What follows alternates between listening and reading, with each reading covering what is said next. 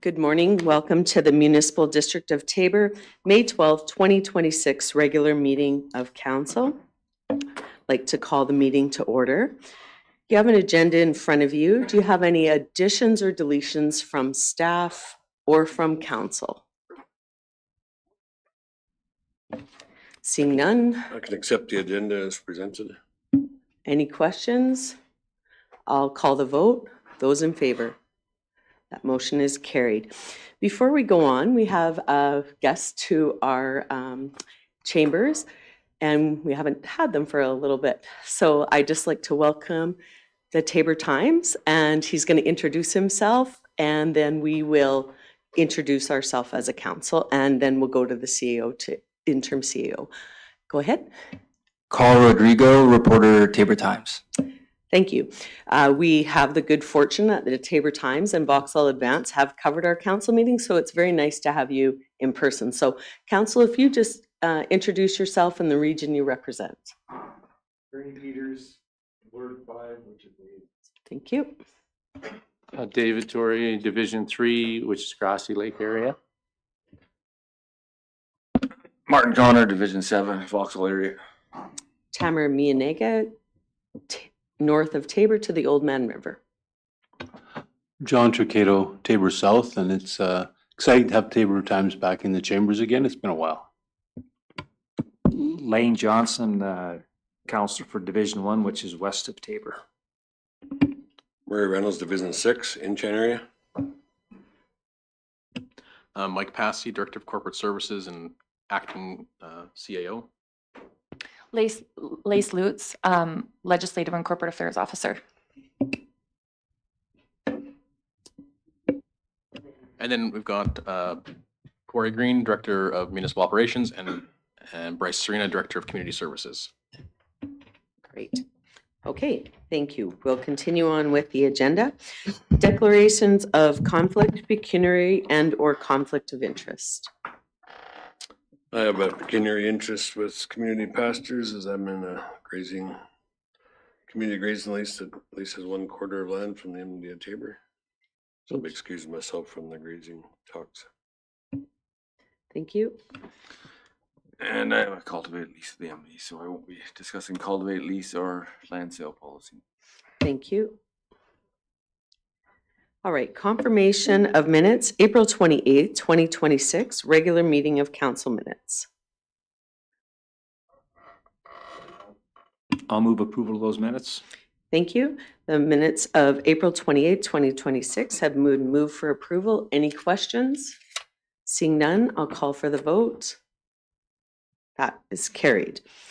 Public engagement process, call for people to speak. We have confirmed that in the audience, we have a couple of people, but one has verified they would like to speak. Mr. Brian Hildebrandt, if you want to come to the mic.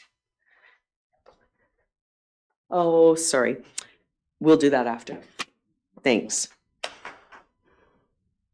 All right, no comment? You're coming. Oh, I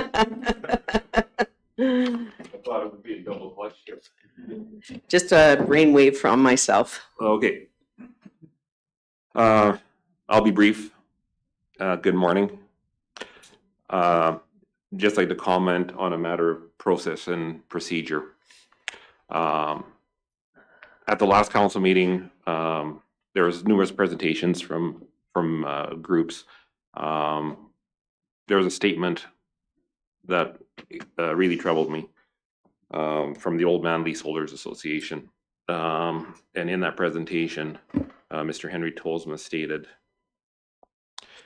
in that regard, we have requested clarification on this matter, and Brian Pierce sent us a reply from legal, and that reply was, this is our response that I received from our legal on your question about section 2.5.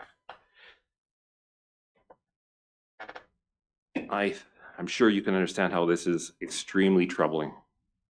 It provides a perception that staff is catering to the interests of a small special interest group at the expense of the municipality as a whole. Furthermore, it appears that not only was legal opinion shared with that group, but it may have been solicited upon their request. Obviously, legal counsel cannot represent both sides of a contract. Neither can a land agent. The question of procedural fairness becomes very pointed. How is it possible to portray the process as fair when this incredible level of support is given to only one side of an extremely controversial issue? In your materials for today's meeting from administration, there's a statement as well. And its quote is, "It is also noted that the sharing of legal correspondence and rationales externally is not typical or proper business practice in any circumstance.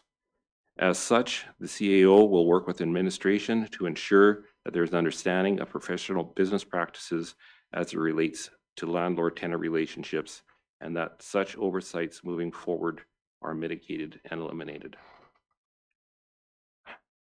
I don't know what to say.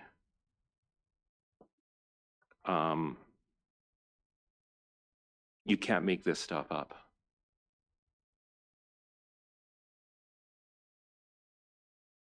The MD is to represent all residents and all ratepayers, not just one small group.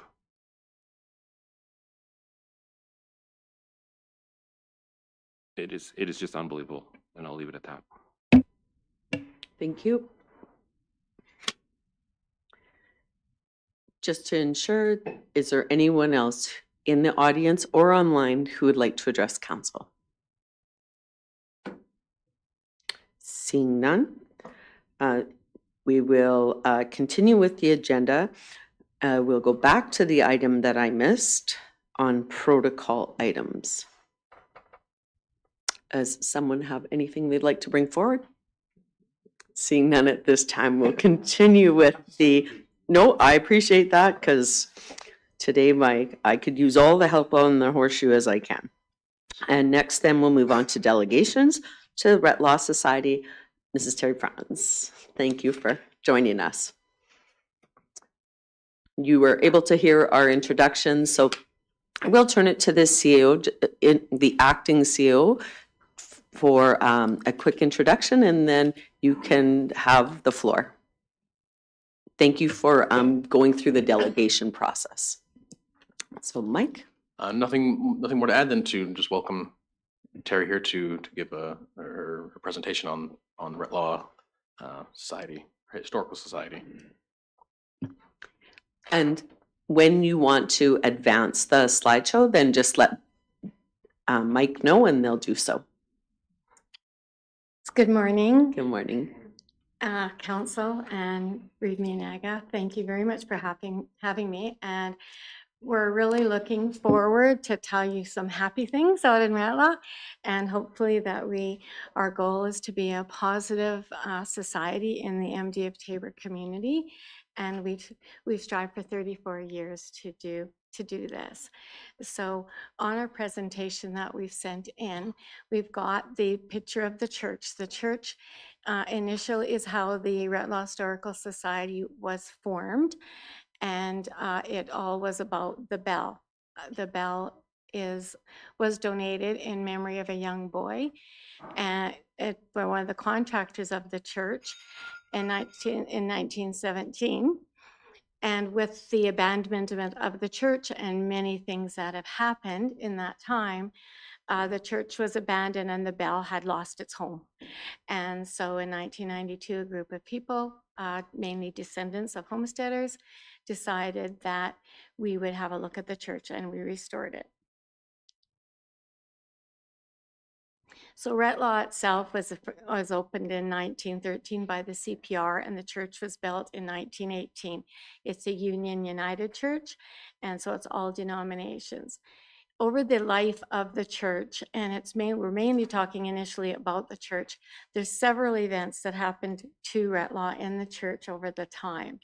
Example, in 1968, the church was sold to a local farmer by a United Church minister that had ministered in the church in error, because the church does not belong to the United Church of Canada. It belongs to the people of Ratlaw.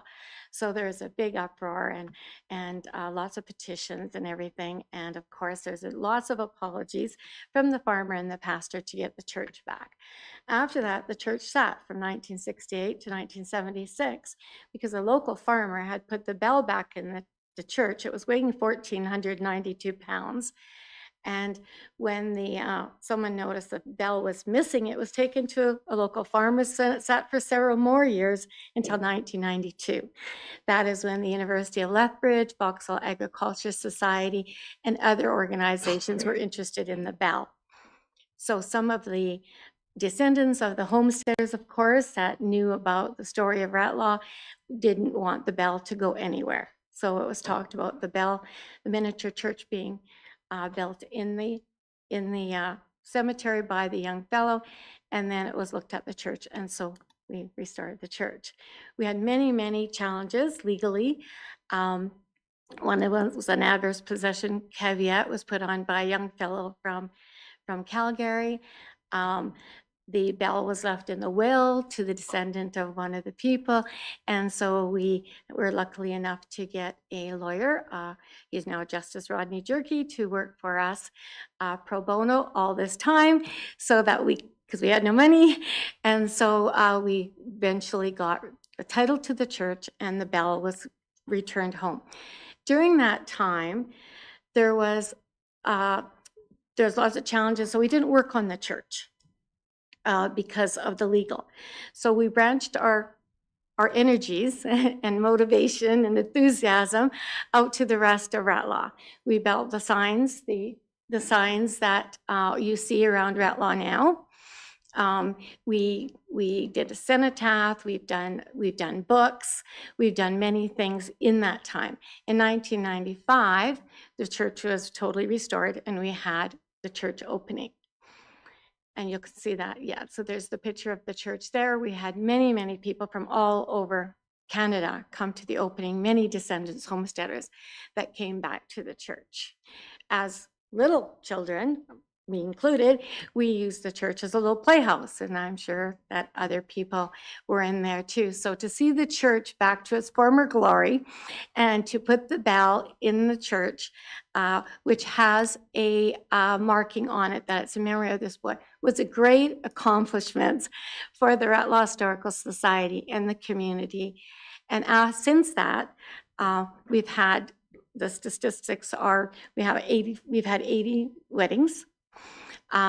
We've had 8 funerals, one of them being a World War II veteran that actually was from Edmonton and requested his funeral down in the church. So we've had many significant funerals, different stories. We also had a funeral of a young lady, unfortunately, that drowned in the States and was brought home, and her funeral, because her family was from this area.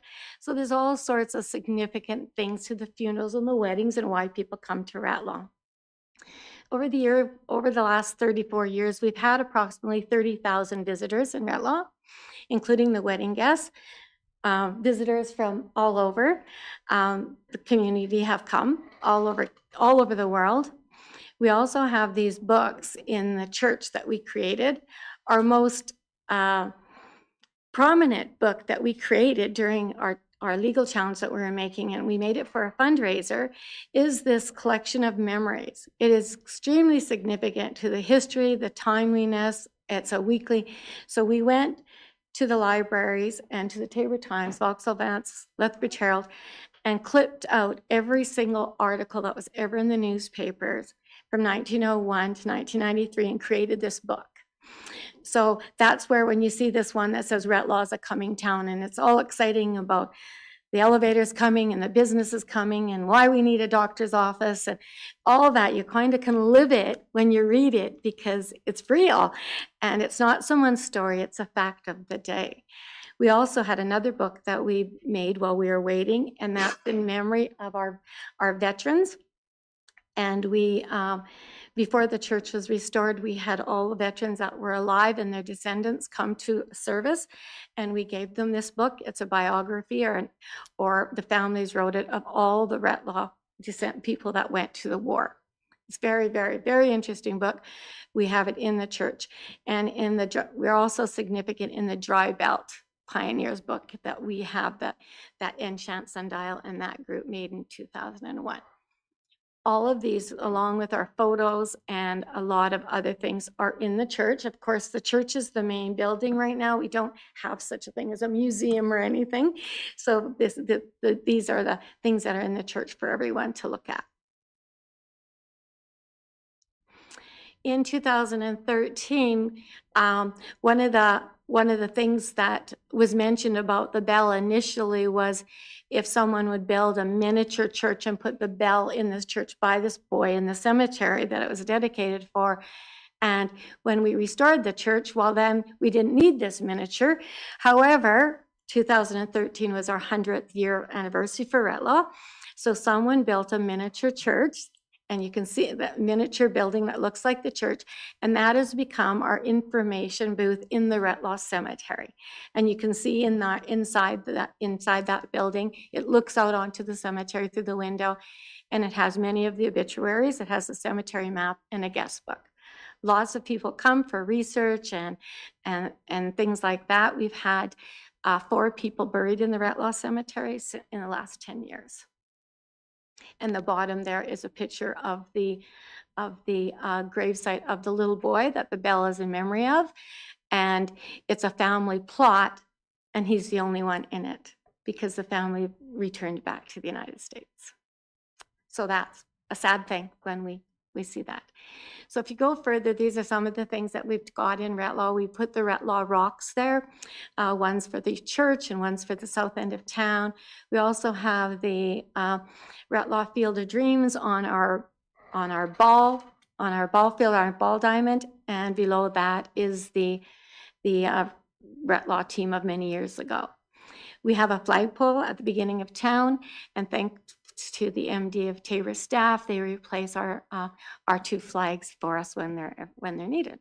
And we also have the cenotaph that we fundraised and we paid for. And next to the cenotaph is a big veterans display where we reproduce outside on the wall all our biographies. In 1997, we built the Tumbleweed Inn, we call it. It's our camp kitchen. It's kind of like a kitchen inside. It's got the barbecue. It's all decorated up. Anyone can use it at any time. And people use it for when they have branding parties, they come out, they use it. We've had it for people that use it for the rehearsal dinners, for their weddings. Last week, someone asked for it, and it was going to be for the Mother's Day. So the camp kitchen is there, barbecue's there. Anyone can use it at any time. Below that is what we call our Retlaw Town Office and our Land Titles Office. In that is the homestead map of the original homesteads. And then it's been expanded from 1905 to 2013. And all along the walls is every quarter again, and every person that's owned that land for all those years. So again, families come and they can see when their grandparents owned it, and then who owns it now, or that's passed down. That again, all the buildings in Retlaw are always open. And then just below that is a display. I just made that for Christmas, and that's just a little display of some of the buildings, what Retlaw might have looked like if you're looking down on it today. In the early days, there was little schoolhouses in a section or whatever it would be, because so many of the people walked to school. And when the Retlaw Consolidated School was built, all these schools were closed and everybody came to the Retlaw Consolidated School. This happens to be a miniature of the Rolling Green School, and it was donated by that family that lives on that land. And it got a nice new facelift this last weekend when we had our work party. Below that is what we call our bed and breakfast. It's just an old shack. It used to be post office, the real estate office, and the CPR agent, Mr. Yosowski, lived in there until 1974. It's still open. It's in just repair, but many photographers go in there and take their pictures. Many couples get their wedding pictures. It's just an old shack. These are what we call our walkabout signs. Again, back between 1993 and 1995, while we're waiting for the church restoration, we researched and identified many of the buildings, where they were in town, stories about them, pictures of their buildings, and we literally made wooden signs and painted all the stories. All our signs currently, most of our signs need to be looked at again, but all the visitors can come, they can walk about. It's like an outdoor museum. They can go down the street and they could read where the doctor's house is, the opera house was, the police station was, and when they quit, when they left, or what happened to them. On the bottom there is just the picture of it. In our history book, we had 70 organizations and businesses go through Ratlaw in the 26 years it was alive, if you want to say. And the last 3 businesses were 2 Chinese stores, and of course the elevators. That in 1986, the elevators were destroyed by fire. And in the 1999, 2000, the tracks were removed. So these again are just some of our statistics. Ratlaw on its own became very popular throughout Canada on newspapers, ghost town sites. We've been in many, many publications, the Lethbridge Historical Society, been in the Globe and Mail, the Equinox, the Toronto Sun, and it's all about coming to Ratlaw. We are funded ourselves. We are proud to say that we have our own funding through casinos, donations, and rentals. So and then the MD supports us in every other way, like with lawn mowing and anything we might need.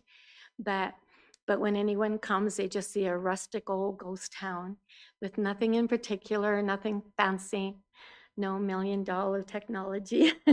We're just a ghost town that we're very proud of our history. And we feel that we're a very important part of Alberta and the Canadian Railway.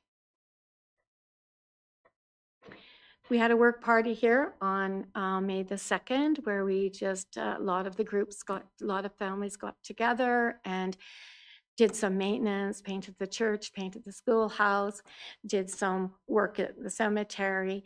And we have a very strong work party group of the local families and anyone else that just is friends of the Ratlaw. And this is just some pictures of the work party that we had on May 2nd. In 2013, we had a 100-year reunion where over 600 people attended our reunion.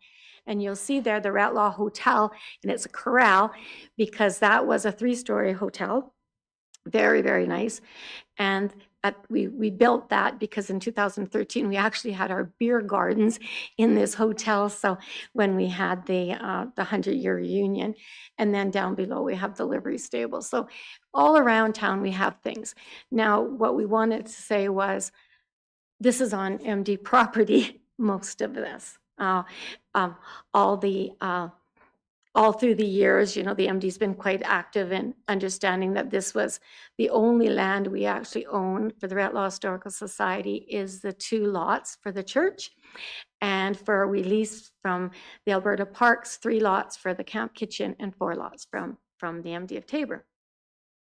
So the rest of it is just Ratlaw.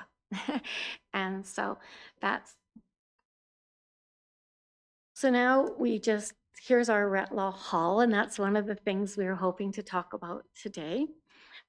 During the weekend, some of you that have been past Ratlaw noticed that the windows are broken. It's not under the mandate of the Ratlaw Historical Society. And the windows were all broken. And for visitors to come, that was an eyesore for the wedding couples, people from coming all over on top. So this work party weekend, we actually made a sign that covered up those windows that says welcome to Ratlaw. So when people come to town, it's kind of high in the air, and when they drive in, that's the thing they see now is the welcome to Ratlaw sign when they come to town. So we hope that's okay. We did that, but right now it's there. So we had a couple things that we wanted to ask about today. That we wanted to talk about was, I just want to get my. So because the Retlaw Historical Society has kind of encompassed the whole town over the years, it's always been the MD of Tabor would not be selling any land in Tabor, in Retlaw. And so anything that we did, it was like, yeah, that's an historical society and it's a significant historical site. And then we just built around the history of it. And so I guess when the hall came about and the public auction and things, we had our concerns of who would buy it, what would happen if whoever would buy it, what sort of consequence or whatever that might be to the Historical Society, as all our stuff in Retlaw is unlocked and it's welcome for everyone. And so that might change the dynamics. So we're kind of curious of what the MD is interested in doing it. I don't feel the Retlaw Historical Society wants to take it over in the sense of restoring it. One of the suggestions was if we could totally secure it for the time being and maybe put a mural of downtown Retlaw in the early days on the front of it, it would still be there. It was built in 1913, 1914. It is the oldest building in Retlaw. And so that was one of the things that we were curious to what the MD of Tabor would do, because that would also make a difference on our future projects or where we would go with it. And not only this hall, but potentially the possibility of selling other land in Retlaw. That would make a difference in the tourism and the whole thing. And the other thing that I was going to ask about today also, secondly, is the possibility of pursuing the Retlaw Church as becoming an historical site in the MD of Tabor, and working with administration to let us know if that's possible, what's the eligibility to secure the historical for the Retlaw Historical Society and the Retlaw Church. So what I'd like to say is that we're a small community, very proud of ourselves, and we hope everybody that comes to Retlaw is happy they came and have a great experience and take a little bit of history home with them. Thank you, Terry. I know you have poured your heart and soul into it, and you are the rallier of all the volunteers and families and the events that I've been to out there. That's very obvious that your leadership has made Retlaw and the different aspects of the historical part because of your continued efforts with the support of your families and friends. At this time, Council, do you have any specific questions to Terry? Because I think her questions will have to go through administration, and then we can get a detail on it. And what I do know is that at the initial auction, there was no bids. And so, but I also know that there's a risk factor for a condemned building. So we'll have to wait on that. But Council, at this time, do you have any comments or questions for Terry?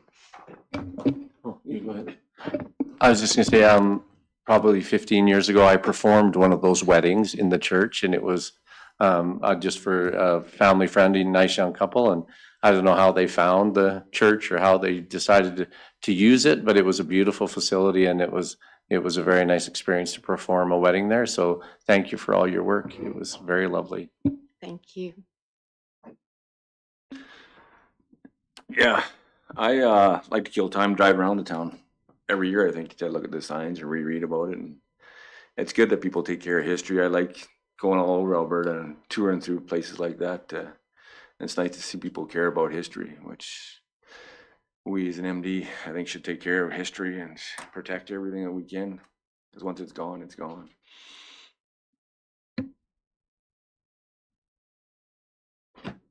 Wonderful presentation, lots of history that I wasn't aware of, and I commend your group for taking the interest in preserving it.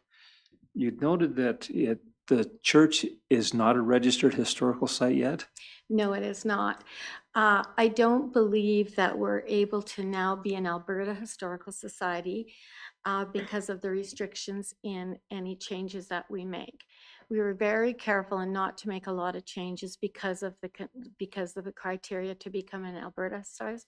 But because initially we had some problem doing the cedar on the side, we actually replaced it with hardy board some years back to preserve that.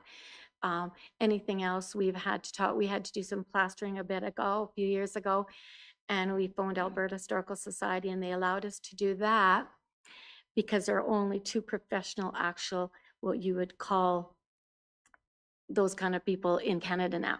So they are kind of changing some of that. So what we understand is that in order to go up the ladder, we would first need to be recognized in the municipality. And so what that criteria is for the MD of Taber, I'm not really sure of. But I think that that's something that we would certainly like to look at. And we are proud, again, to say that anything that we do, we do it ourselves in the best of our ability. We're not trying to compete with anything. We're just trying to be proud of where we came from, what we have, and what we would like people to see. So financially, again, everything that we do, we try to do that. So an historical society and significance being dedicated does sometimes give an opportunity to set aside some funding if needed, but which at one point that makes a difference. We do have a quote on what the shingling would cost to do things like that in the future, but right now pursuing that would just be through the MD of Taber. I'll go to Lane for follow-up and then. So just one other question.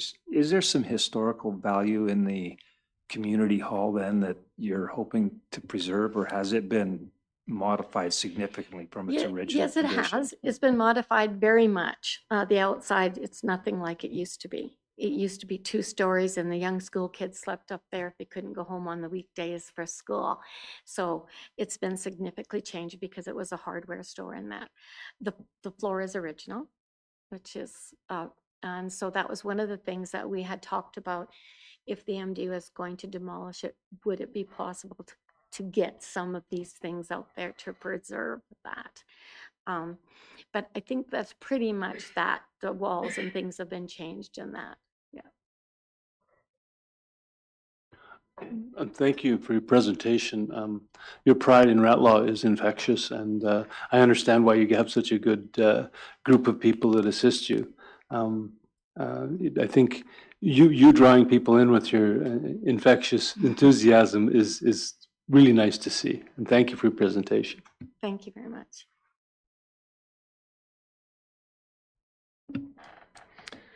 Yeah, I think it says on here, we invite the MD of Taber Council to tour Ratlaw. I had the pleasure of a guided tour from Terry here probably 3 weeks ago, and it is incredible the work they've done out there to restore history and the enthusiasm the group has. So I think if we can figure out a time sometime, it would be good if council went out and had a guided tour, because it was very worthwhile. Thank you for what you do. You're welcome. Okay, council, so there's a few asks that that Terry and the Retlaw Historical Society have brought forward. So I think we would like to have a motion to analyze what's happening with the community hall, book a tour with them, and determine the eligibility of a historical site with the assistance of the MD of Taber. And so those are just very broad items in a motion that I think Lisa's working hard to figure out. And then it will go from there. Okay. And I just can't speak to the hall. I know they have some information that on its safety. And I think all of us heard very well your concern that if someone bought that property, demolished it, and built a home, I'm not as concerned about the risk of going into your stuff, but I do recognize it would change the tone of that area to have a brand new house in one corner and then a ghost town on the other side. So those will be something that we would work with you depending on what our ability is. We'll see what Lise, put a lot of pressure on her to help us out.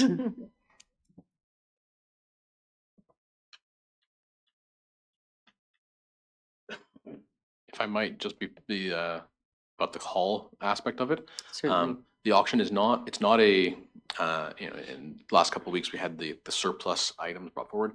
This is not a surplus auction item. It's not an item that is owned by the MD. It is the Retlaw Sunshine Society that owns it. And so the auction falls under the tax recovery process. And so it's one that is a heavily legislated and regulated process. And so we are following that process. And I brought a memo back to council, I think in January. The auction was held in December. And again, no one came forward to purchase it. And there's a various options that council can take if that is the case. Administration recommendation was to do nothing at that point, because we did receive some interest after the fact, realizing that some people realized that it wasn't just a bid process. It was actually an auction at the certain day and certain time. And so that the time the recommendation was to leave it as is, and it will continue on onto the next tax recovery process auction, which has to be held before March 31st of next year. And so it'll be put up, the intent would be to bring it up again for auction, likely late summer, early fall, or in that timeline, for that option to then it would go forward at that point. But it's not something that the MD does not own. That property does not own the building, and it's not something that we can just sell because it is someone else's property. Yeah, and I guess we were aware it was a tax auction, but for some reason in my brain, I thought it rolled back to the MD, but that's not the case. And I know there's legislative requirements. So that might be something then that your society looks at, but I know the building is I believe I heard the word condemned, Yes, but people it is. shouldn't be in it. Yes, Alberta Health Yeah. Services condemned it Yeah. many years ago. And so it is, and that's why the Historical Society was looking at the possibility of no access, just no access, but using the building as more of a prop to have that coming into town and just have that potentially a mural on the front. It's got a nice big long front on there, and you could have it, you could see what town Retlaw looked and then. So, but we don't have no interest in actually going in and doing anything inside, other than maybe if there was some the flooring and things like that, the original that we could take out and maybe use for another purpose for something else. Just a question, you said the Sunshine Society owns it? Yes, the Retlaw Sunshine Society is the titled owner. We all of the board members of that society have passed away, and so we've had to have a lot of conversations with municipal affairs of how to deal with this property. Prior to, the property was exempted from taxes under the community organization property tax exemption program. And so it was brought back onto the tax roll to get it into a state to be able to bring it towards the tax auction status. And that was a direction council at some point in the past. There was also, there would have been no application to leave as a tax exempt status, and that's what has to happen to be able to have that status. And so it's on the tax roll, and it is accruing taxes and will accrue taxes again for this year. The intent is or the process. This part of the legislation is a shall. We must put it up for tax auction. There's not an option to not. And so it has to go to the tax auction. There has to be done at an appraisal. We have an appraisal done. The appraisal came back and the price for it, the reserve price for it has to be set to as near as market value. The market value was set at $0. And so it was the reserve bid was set at $1 then. The intent is to then, if someone purchases it, to then bring back to council the ability to write off the amount of taxes that have been added to that property. We can't write them off beforehand, because if we write them off beforehand, then it doesn't owe any taxes and it comes off the tax recovery process. And so it really is there's some moving parts here, and the challenge being that the society members are no longer around. And so it has to go to that process. It's up for auction we'll bring it forward again for auction for $1 on that reserve bid. It'll come back to council again when we have to have that step. Options are, is the MD can take ownership of it. I from a risk perspective, I have some quite a few misgivings of doing that for liability reasons. And it doesn't immediately become, well, there are options where it becomes owned by the MD, and the MD can do with it as it pleases in that moment. At that moment, there's also ways where it can take up to 15 years for that to be something that then the MD has clear title of it. So there's a few different options. There was a memo brought back in January that if you go back and take a look at it, probably the first or second meeting of January, that would talk about kind of where the status was of the auction. It's not just as simple as giving it over to the Historical Society, and the fact that it has a closed and condemned order by AHS significantly complicates it as well. We can't let anybody in that building, even if it becomes our building. We couldn't let people go into that building under any circumstances. Thank you for making our life more complicated. With the clarification, no, that's very important for us to understand. We did understand no one bid on it, so no, that's very good.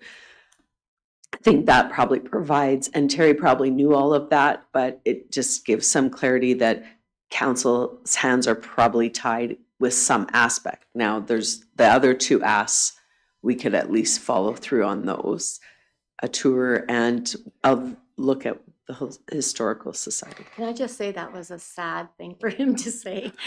It does feel a little Debbie Downer to me too. If someone else were to purchase the facility, then that's up to them to decide how they use that facility and what they and egress to it.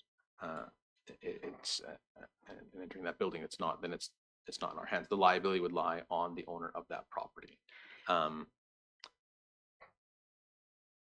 had one other thought, and it's now gone. Would the AHS notice would still follow whoever does the purchase? I would believe so. Okay. But I don't know AHS policy. Okay, no as problem. to where that would go. Oh, one other thing is the concern of a new home being built there. Retlaw is a direct control, I believe a direct control area under the land use bylaw, and so anything that is to be done in Retlaw, any development, comes directly to council for those types of decisions. So it wouldn't be a matter of someone demolishing it and putting up a home in that area. It would have to come to council for that. I believe that's the case with the land use bylaw.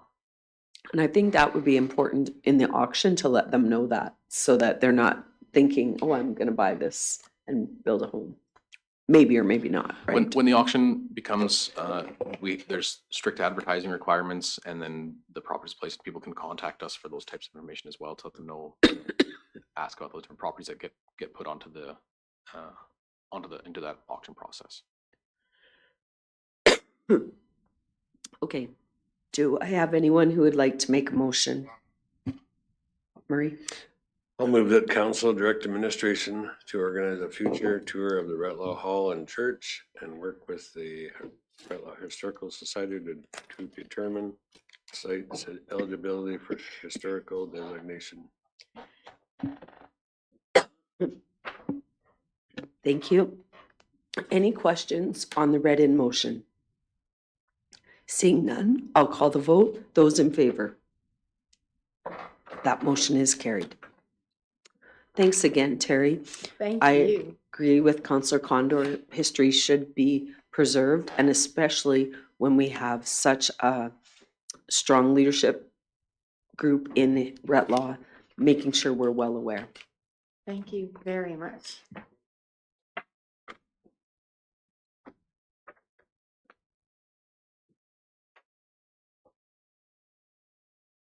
Okay, and moving on to the consent agenda, there's only one item.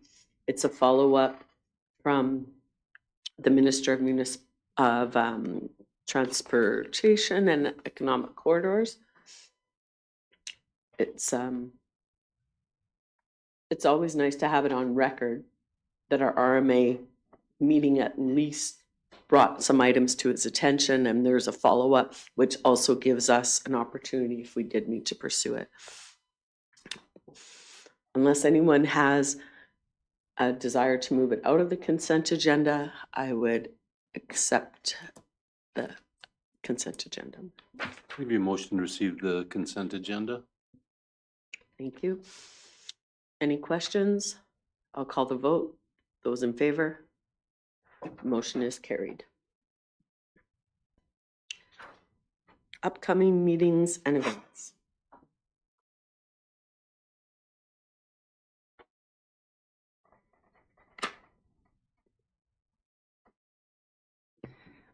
Yeah, so I have two things to add. And of course, if council, if there's an event or meeting date missing that you feel that should be added, please let us know.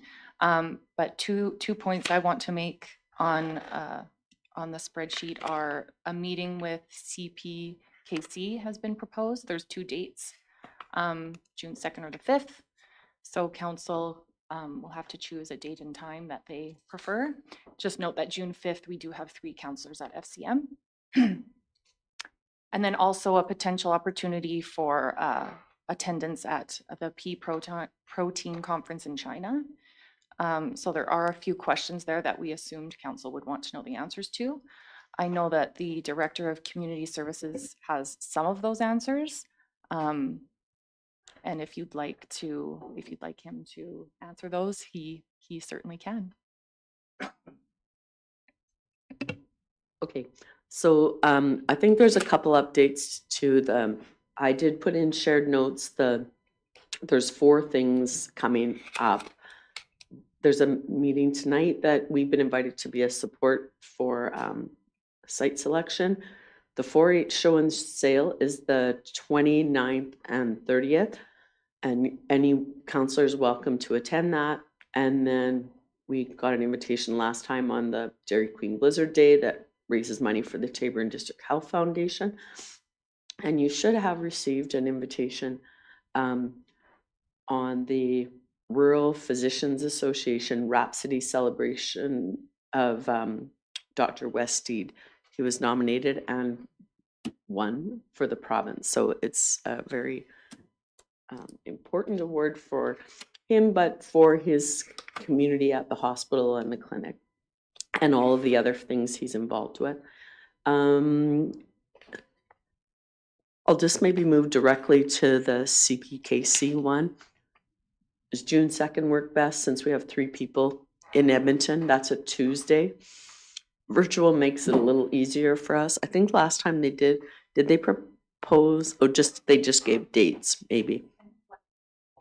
Flexible all day. So if for your work schedules, if a noon hour is better, and the reason behind this ask, it followed that accident that happened at the bean plant on Highway 3, and CPKC has acknowledged that MD of Taber seems to have frequent vehicle and train interactions, and they wanted to discuss if we have any ideas, and they have some ideas as well.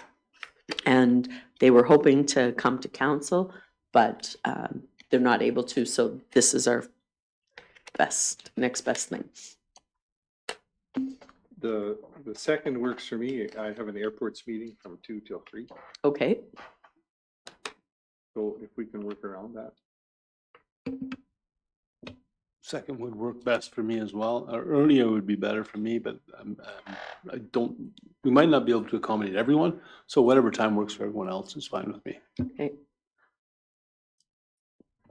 Martin and Lane, do you have a preference? Is noon hour better? I don't know if your work schedules get a set break, but.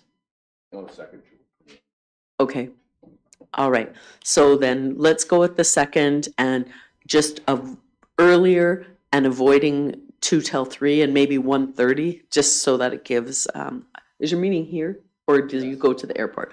Oh, so, I'm not sure exactly where it is. okay. Thank you, Lace, on that one. Okay, then let's go to discuss the opportunity to attend with South Grow on a trip to China. So our economic development team has been working closely with South Grow, and we are seeing some positives coming to our region. This hasn't always been our normal practice, but it has definitely been the normal practice of other municipalities to go out and do engagements to try to invite people to come.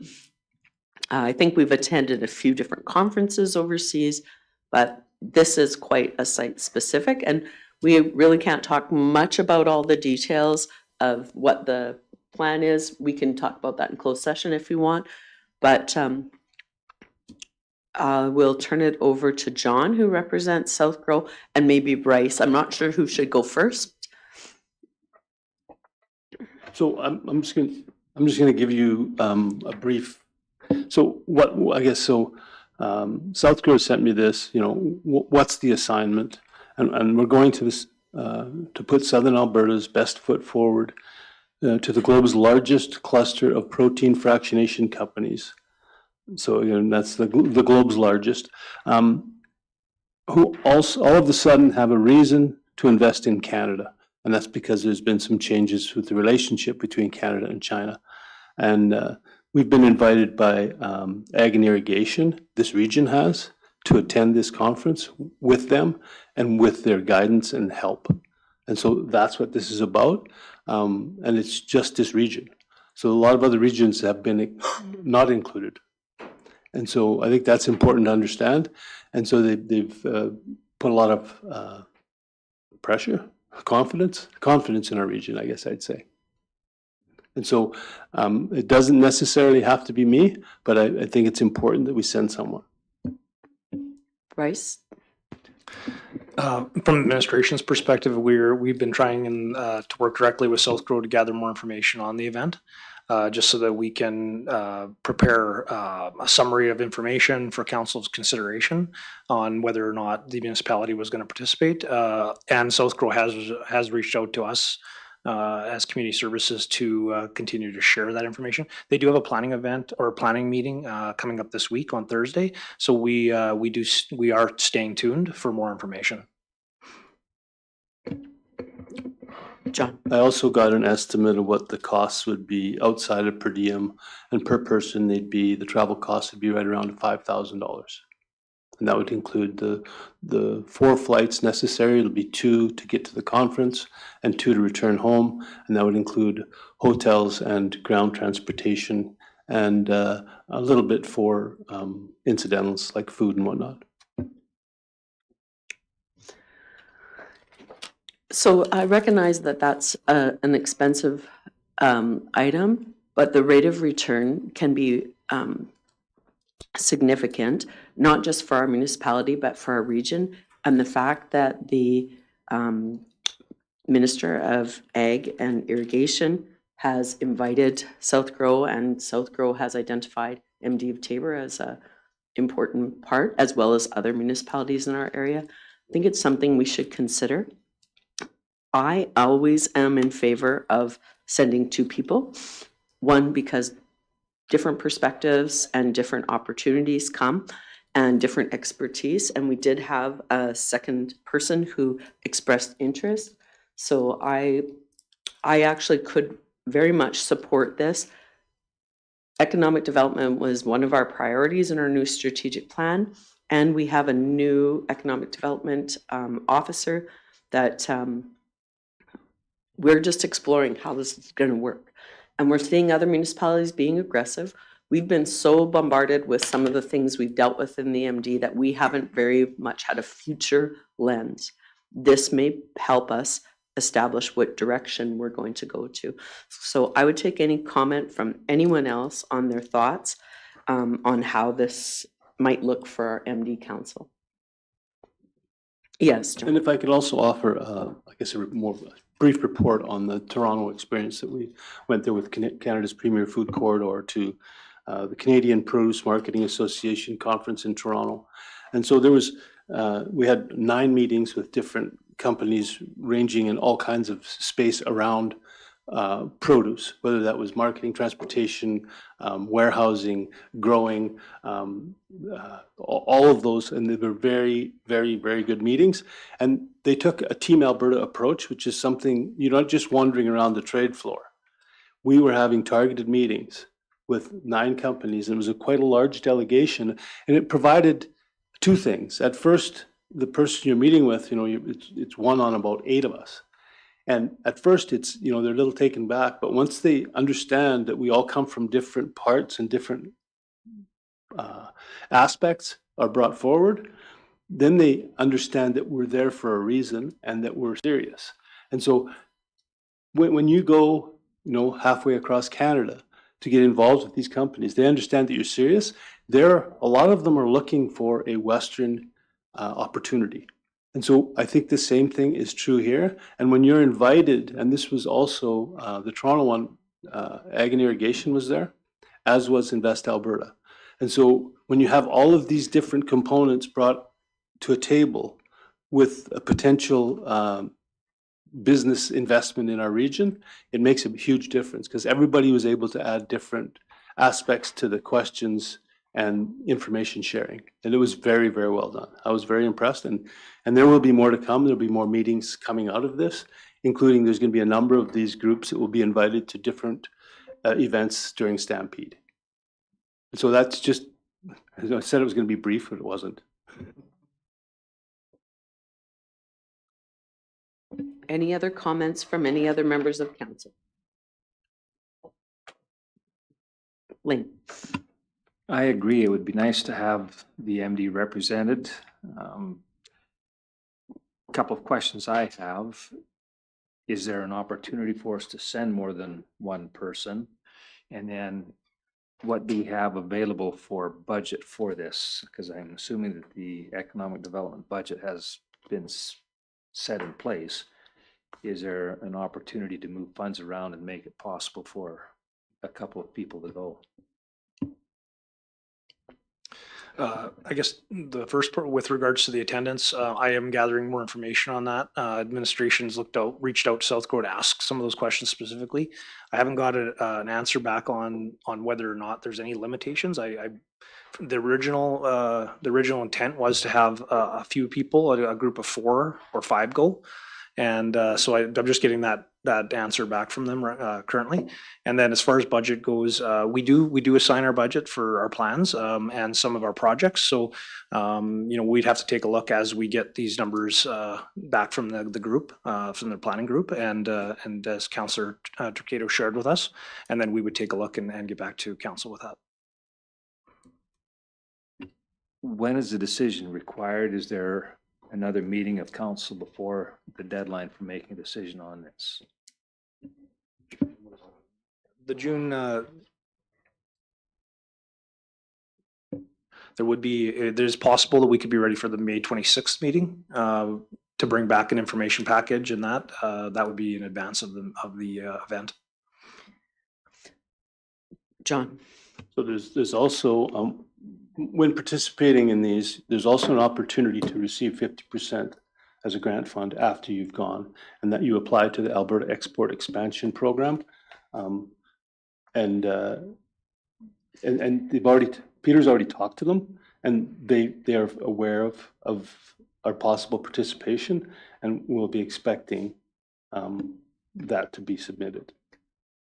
So John had the opportunity of being part of the executive meeting yesterday. Do you know if they would be willing to accommodate 2 councillors? Yes, but it might change the funding part of it, the funding back, if you know what I mean. Right. Peter said the province might say, no, you only need to send 1.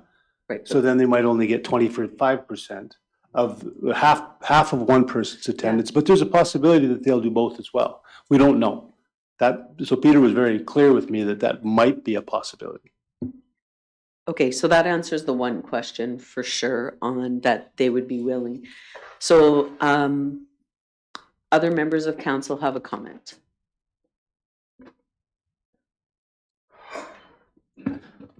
Well, I'm definitely interested in going, but I'm also willing to bow out if it doesn't work with the budget or anything. But it would be a great experience to go over there with John and to be able to meet these groups. And I mean, it's just one of the main priorities I've had coming onto councils to figure out how to do economic development in the MD. Yep.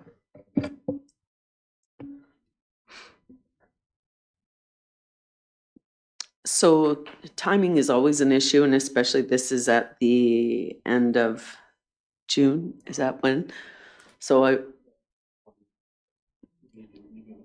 Right. So I wonder if council would be so willing, let me just think how to. If we made a motion to, okay, I'm not ready to make it, but Lace, help me out to, for council to consider sending 2 people on this Alberta Ag and Irrigation tour to China. You'll have to get the right words, John, because I just don't have that right in front of me from the email, and to a maximum budget of. And that way we can at least figure out if those things fit. The invitation came from China Chamber of Commerce.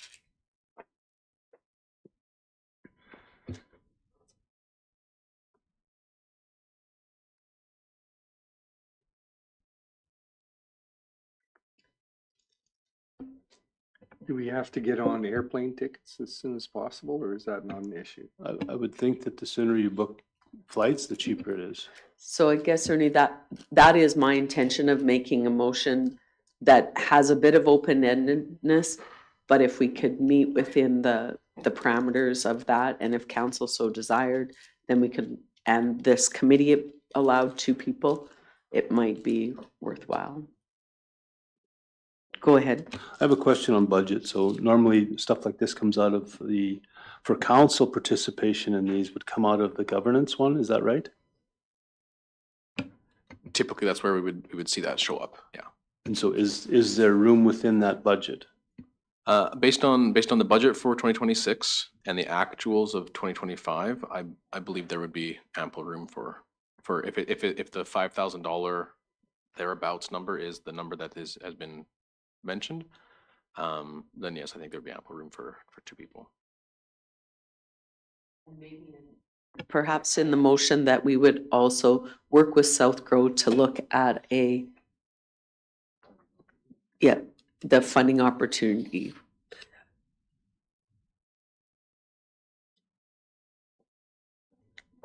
Go ahead, Martin. If the funding's doable, yeah, but I have no interest in going, just to put it out there. So my name won't be on that list. Yeah. Thank you for that. I do think we've had 2 people who clearly indicated they're available and interested. And I think then they can also do some hard work while they're on these flights to reflect on other aspects of economic development while they're traveling together. So Lace, when you feel you have something that impacted my rambling, I'll have a look at it.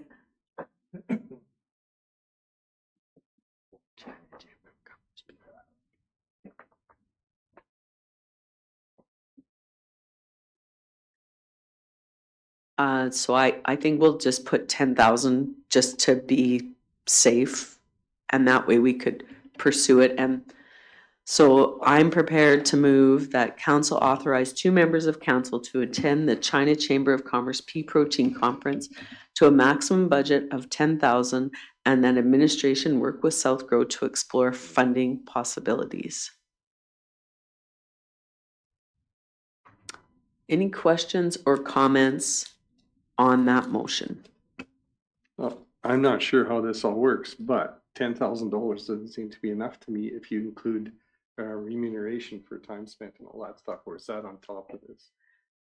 So it would still, I would say the conference costs are usually separate than the remuneration cost.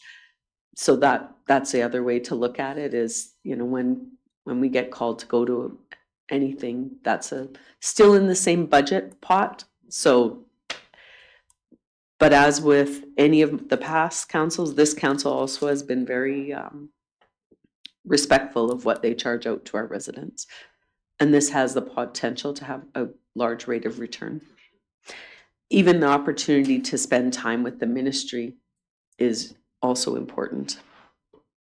I think that, I believe that aspect of it, when you're able to spend time with Ag and Irrigation or Invest Alberta, it gives you an opportunity of them seeing who you are and understanding the region, because the person we'll meet in China, there's no other way to meet him. But he's with Ag and Irrigation. It's no different than going to Toronto and meeting with the Invest Alberta gal there. She's based in Toronto. There's no way to meet her unless you're in Toronto.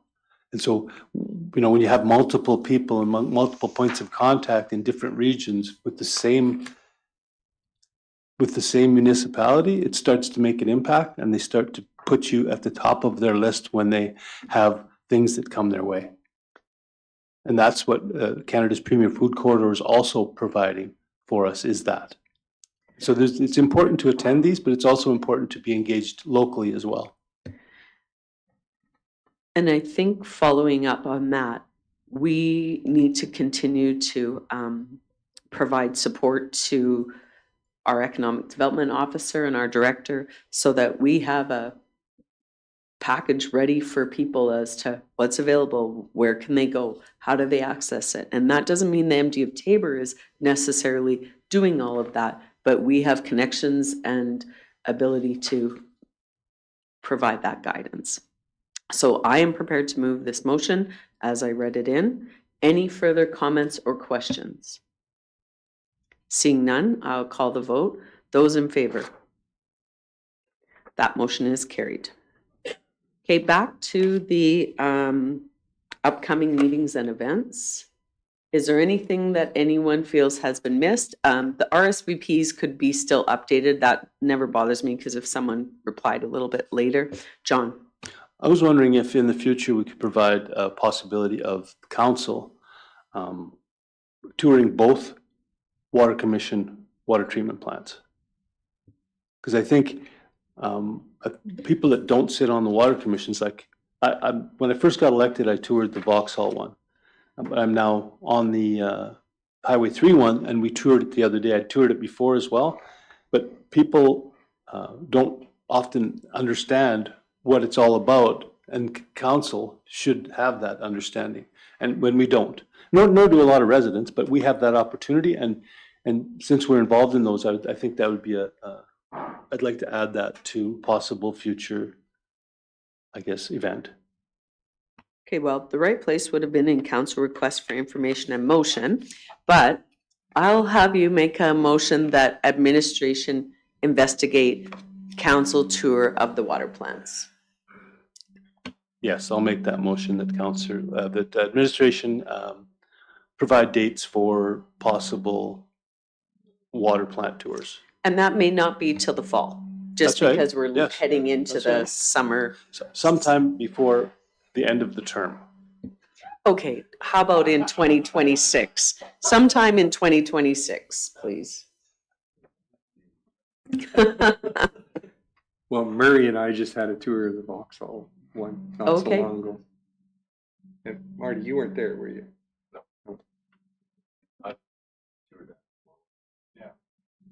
I was on town council walk, so I've been through that before, so. And at that time, perhaps administration would look at it in conjunction with other aspects of something else they wanted to show us. But if we do it before the end of 2026, gives some flexibility.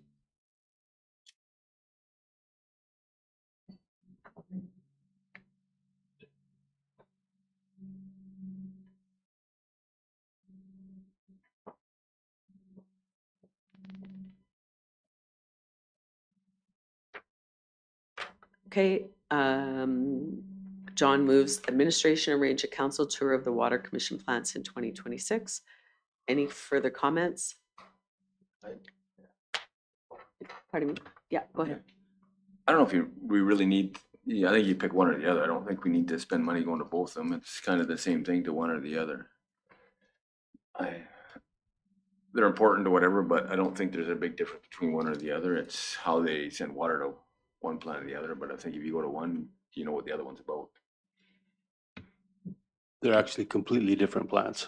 Well, there's plants, but it's basic.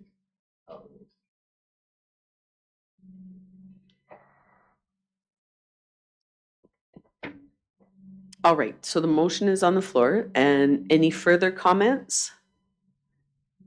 Seeing none, I'll call the vote. Those in favor? That motion is carried. Thank you. Okay. Any other random motion in upcoming meetings and events, or any other upcoming meetings and events? If not, then I would take a motion to receive the upcoming meetings and events with the updates. I can receive the upcoming meetings and events with the updates. Thank you. Any questions? I was just going to mention Oh, that yeah. I quite often print this off, and my wife loves it because she can put everything on our master calendar, and she knows what's going on. Thought I'd mention that. Thank you. Okay, I'll call the vote. Those in favor? That motion is carried.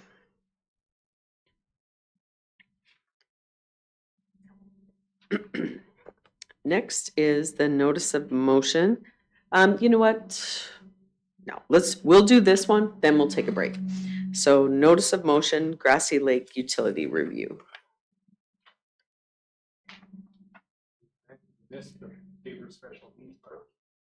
Oh, I just assumed that you guys got that in there. And that's a general, and I know that I've seen that some other people have acknowledged it besides you. And I am. Okay. Are you okay with that if I just keep going? Yeah. Notice of motion, Grassy Lake Utility Review.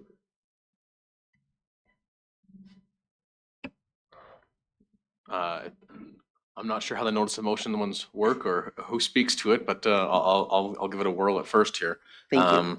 This notice of motion came from Councilor Tory related to reviewing utility rates and the consumption base amount and having a review of what that looks like at the going forward.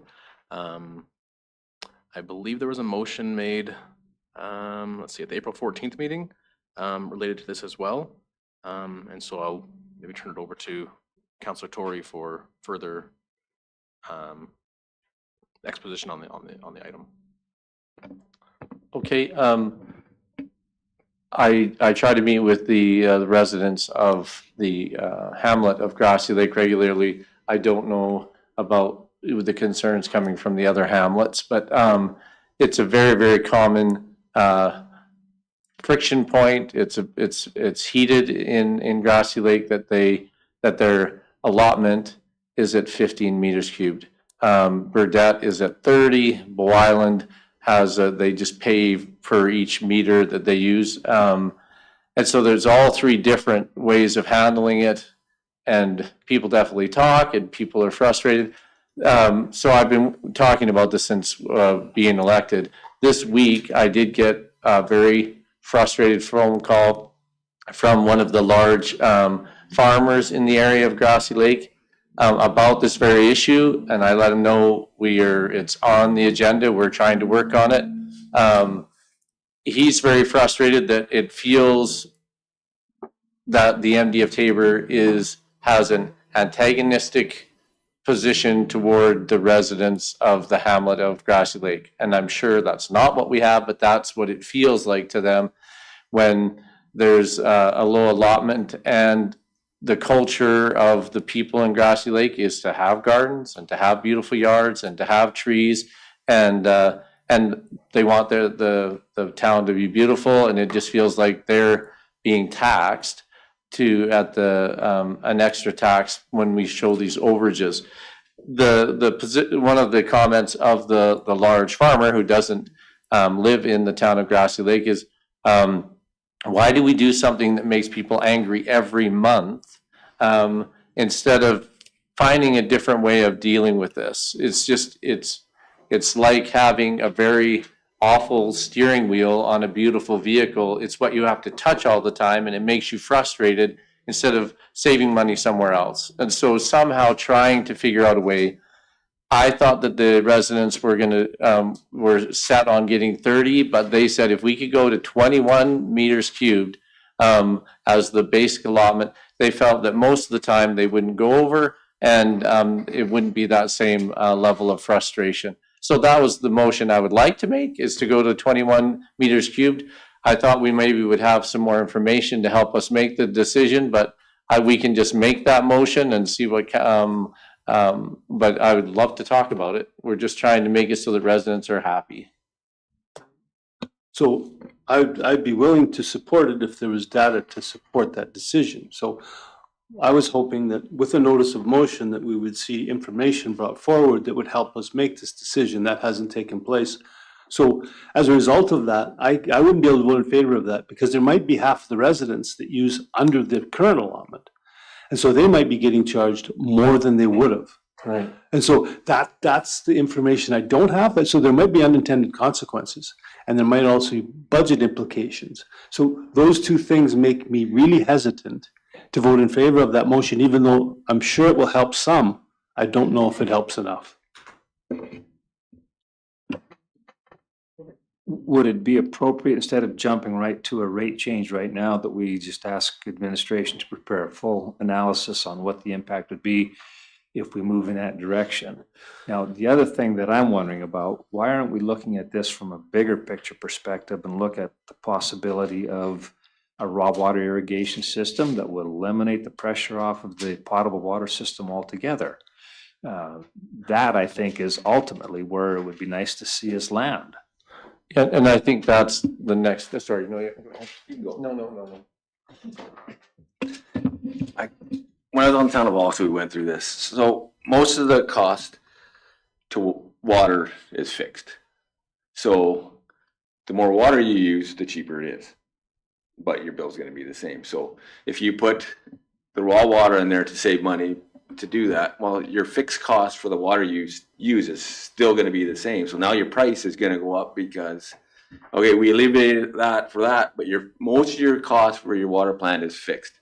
It's your cost of everything is there. So if you use less water, you have to charge more because the fixed cost is all still there. So you can use the raw water to alleviate the pressure on it, but your fixed cost is still there to treat the water. It doesn't change. So if you use less water, you got to charge more because the fixed cost is all still there. We went through this with the Town of Waxhaw, and everybody wanted to use less water. Well, if you use less water, we got to up the rate because the costs are all still there. The costs don't change.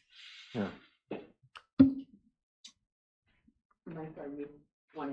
Yeah, I would echo part of that to what Councilor Condor said, as far as if moving to a raw water irrigation or system, or having that kind of system implemented.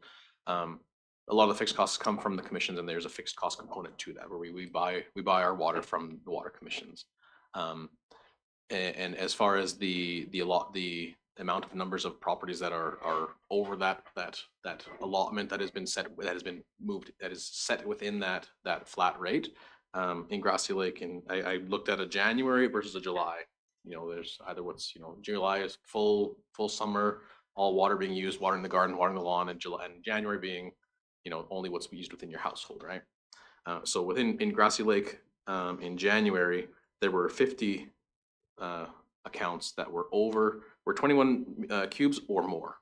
In July, it's 152 that were 21 cubes or more. So 100 properties shifted between being within the allotment or thereabouts to over that allotment amount. In Hayes, in January, it was 5 properties, and then in July, 31 properties that were over that at the 21 cubes. And then Enchant in January, 22 were over 21 cubes, and in July, 56 were over 21 cubes. So there is it does fluctuate, and I have it fluctuate on my own property as well when I water my lawn and my garden. To implement it mid-year, to determine what that would have the effect on the bills, the overage amount, off the top of my head, I can't remember. It's the consumption amount. It would save about $5 to $10 on a bill, moving from 15 to 20, because a lot of the costs are a fixed cost. There's and I think it was brought up, the idea of moving it all to removing the consumption out of the base rate, setting a fixed rate that is the fixed costs. You capture the fixed costs on the fixed rate and the variable costs through a consumption rate. But again, most of the costs are fixed costs, and so we would likely see the fixed that fixed rate would increase, and you'd have a small fluctuation of your consumption amount. And so there is various ways to approach this issue. From a systems point of view, from a procedure side, having a consumption amount included in the base rate presents challenges, because then there is a requirement to read those meters on the last day of the month, no matter what. Because if someone uses 15 cubes on the 31st, and then on the 1st of the month they use an extra cube, but we couldn't read it until the 1st or the 2nd, then they are charged that overage amount on that one, rather than being included into their first month of their last rate. If it's all based on consumption, it allows that flexibility of reading the meters on the 29th, on the 30th, on the 31st. Even if it's on the 1st, you're only paying that consumption rate on that, what's used on that one, on that specific date. It doesn't have any overage on that. So there's from a systems perspective, I would rather move away from having a consumption rate included in the base rate and move it to a fixed rate and just a only consumption rate based on fixed costs and variable costs. We haven't done that analysis. I don't know what that looks like. I don't know what that part of it. That was part of our plans for the 2027 budget, was to be able to look at that and see what that looks like. And we can look at what it looks like to have 20 cubes baked into that flat rate consumption amount, and a consumption amount that's an overage. I believe the overage amount is somewhat comparable to like the bulk water rate. So they are in that realm. So it's if you're just going and purchasing water from the bulk water stations, you're paying a similar amount to paying a certain amount. So it's comparable to the bulk water versus what is the because that's a consumption side as well. So there's various ways to look at this issue as to what should be included in the base rate and what should be in consumption, and to make a change midway through the year would affect budgets likely. But again, it's to go from 15 to 20 to 21. The water rate is only $1.50 or $1.70 per cube.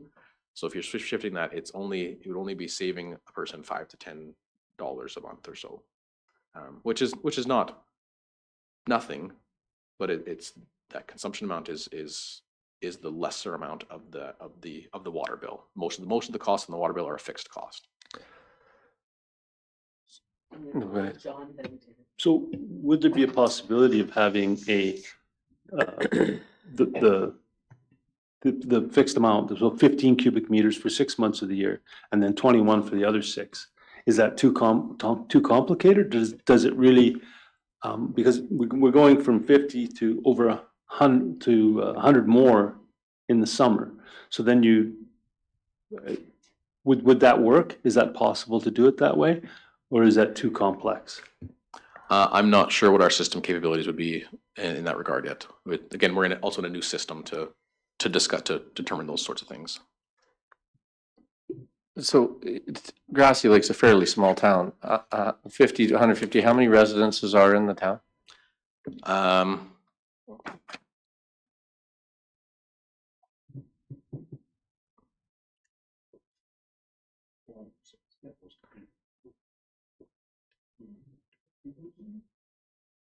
It'd be approximately in the 300 houses. No, that can't be. There's only we process 400 utility bills, about 400. across the hamlets, across all 3 hamlets. Oh, all three. And so within Grassy Lake, it would be more than half of that for sure. But it's in the 300 realm of the Grassy Lake. Well, I mean, it still seems like even 50 in the winter, when you're not watering anything, that 50 people are angry with, oh, like let's somehow change this so that we don't have to make people feel like without even watering their lawn.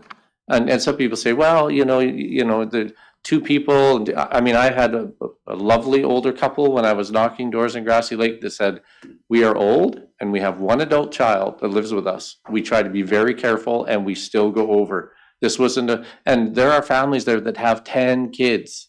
And so it's just, there has to be some way of them not seeing a penalty on the bill. That's what I'm trying to avoid here.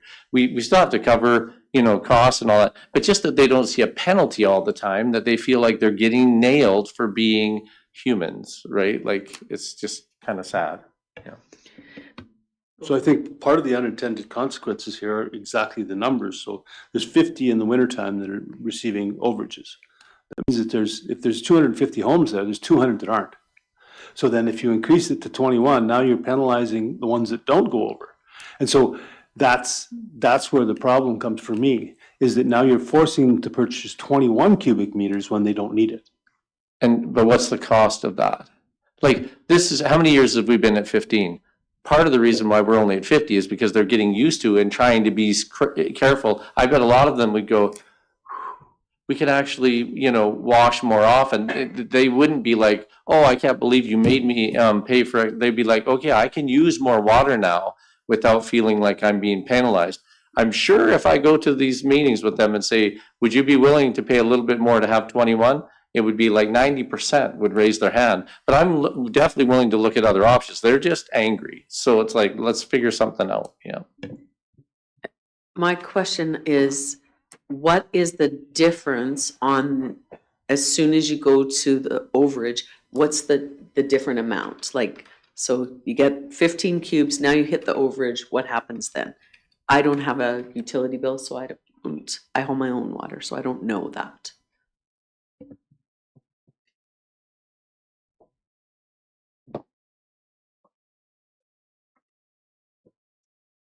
So 15 cubic meters are included, and then once you go over 15, it's $2.75 per additional cube. $2. Yeah, $2.75. Yeah. And could you tell me what the base bill is for 15 cubic? $73.90. So before you start, you're at $73.90, and that allocates you to 15 cubes. And then in Grassy Lake. Same rate for all hamlets. Yeah. Right. Okay. And I was on a council that changed that. It used to be different in each one, and that caused a lot of stress amongst those representatives. So that was the best decision. Go ahead, John. So those 15 cubic meters using the 73.90 are $4.92 each. Yeah, I just did that math too. What I'm wondering is, does it change our budget at all if most of this is fixed costs to leave it at, say, let's maybe move it to $75 and move it to 21 meters. If most of this is fixed cost and then we charge the overage after, is that going to affect our budget at all? Like, I don't see how we're going to lose a ton of money.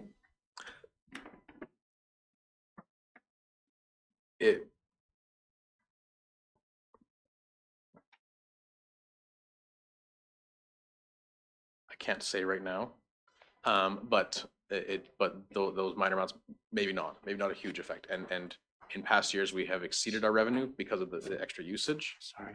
And so there might be some forgiveness in there, in forgiving of numbers and of where they fluctuate to.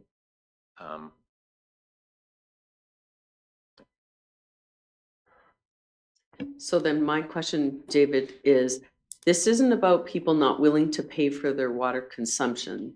It's more the semantics of their bill that it's in overage. Well, both. I think they feel like it's too expensive, but yeah, go ahead. So when I did the math quick here, so if you add the extra 6 cubic meters to their bill, it comes out to $80.40.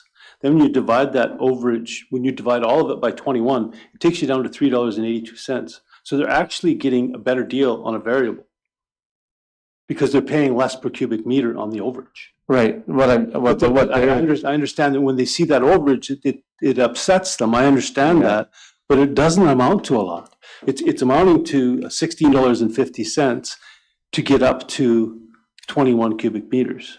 right. So what I'm saying is if we move it to 21 and leave the base rate at your $73.90, they feel like, what's that? I think that'll affect the budget though. It most Well, definitely will. But if most of this is fixed costs and if the overage is cheap, I think it would be so minimal that to have people feel like they have a little bit of room to breathe would be, anyway, these are the people that their kids, most of these people, their kids work. Like these are kids these families that are just trying to hold it together. This is not benefiting any big businesses or any big farms. This is just about people that are trying to survive. And I don't think these aren't big numbers to us. For most of us, it doesn't seem, but for them, it is like it's another penalty. And like you say, we all understand the semantics that they're feeling like there's a penalty. It's just they're frustrated. So it would be nice to, I'm willing to make a motion that we explore it further, but I think that the budgetary effects to the MD, because the plants are based so much on fixed costs, if we allow them to use 21 cubic meters before we call it overage, and that we keep the rate at around that $75, then people feel like they can live and not feel like that they have to be super careful with every drop of water. And if it isn't affecting our costs very much, why not let people feel like they can use some water? If we want to use water from our plants to keep them at the right levels, anyway, it's what they're asking, and I would love to be able to help them to feel like they're doing better. So could that, I'm just throwing it out there, could this look like move to request administration prepare a budget analysis to consider moving the base rate of the water bill from 15 cubic meters to 21 cubic meters? Is that what, I just want to make sure I'm not putting words in your mouth. Yes.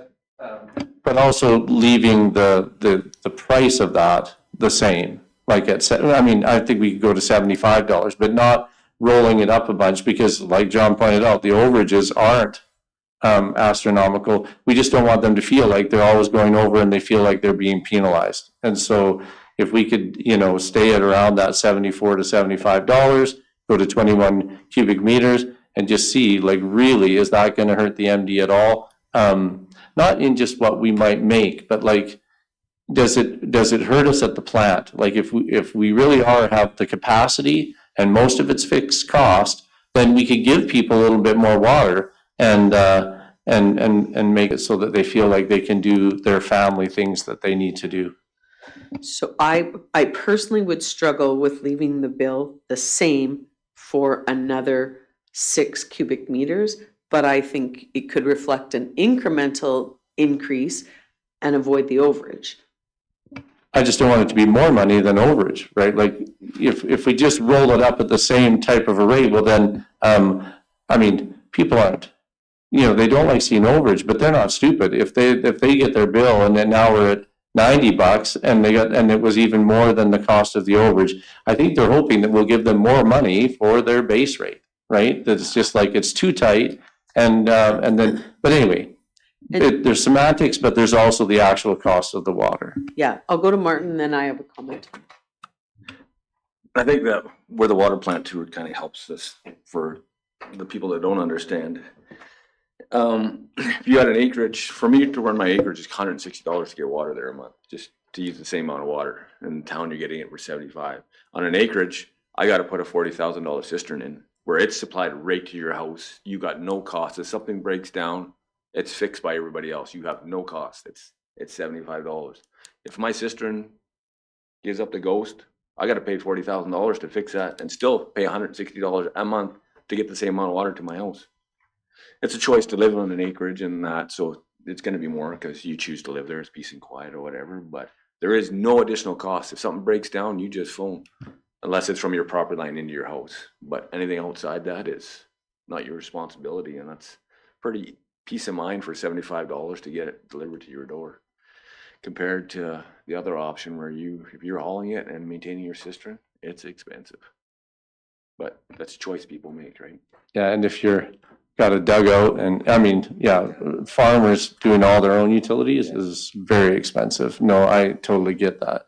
Anyway, it's just definitely a sore spot. Somehow the way we're doing it, and like I say, the angry farmer that called me, it's about all of his people, right? Like, he's like, can you please stop making them mad every month? So I'm just trying to figure out how to help. And I love these people. They're in our community, and I just want them to feel like if we have the water, and if it isn't costing the MD a whole bunch extra money to give them more water, then that's what we're just trying to understand what we can do.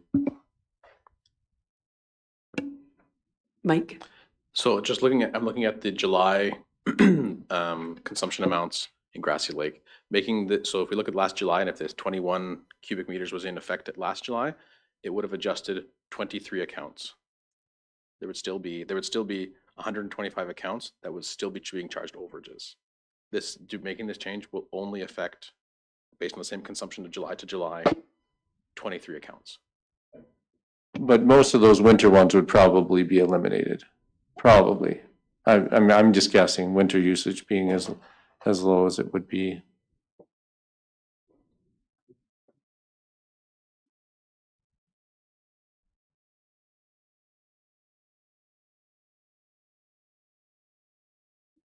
There'd still be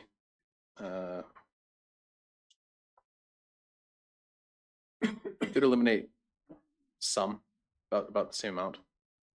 About 25 would be 25 to 30 be eliminated.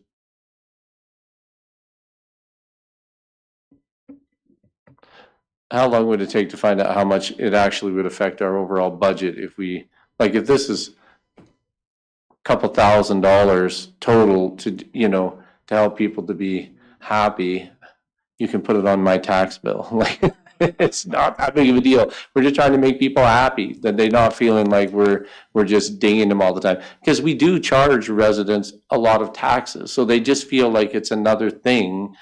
So the numbers may be small on the water bill, but they're dealing with some very big numbers in their lives that feel heavy. And when they get a bill with penalties on it, it seems to be disheartening.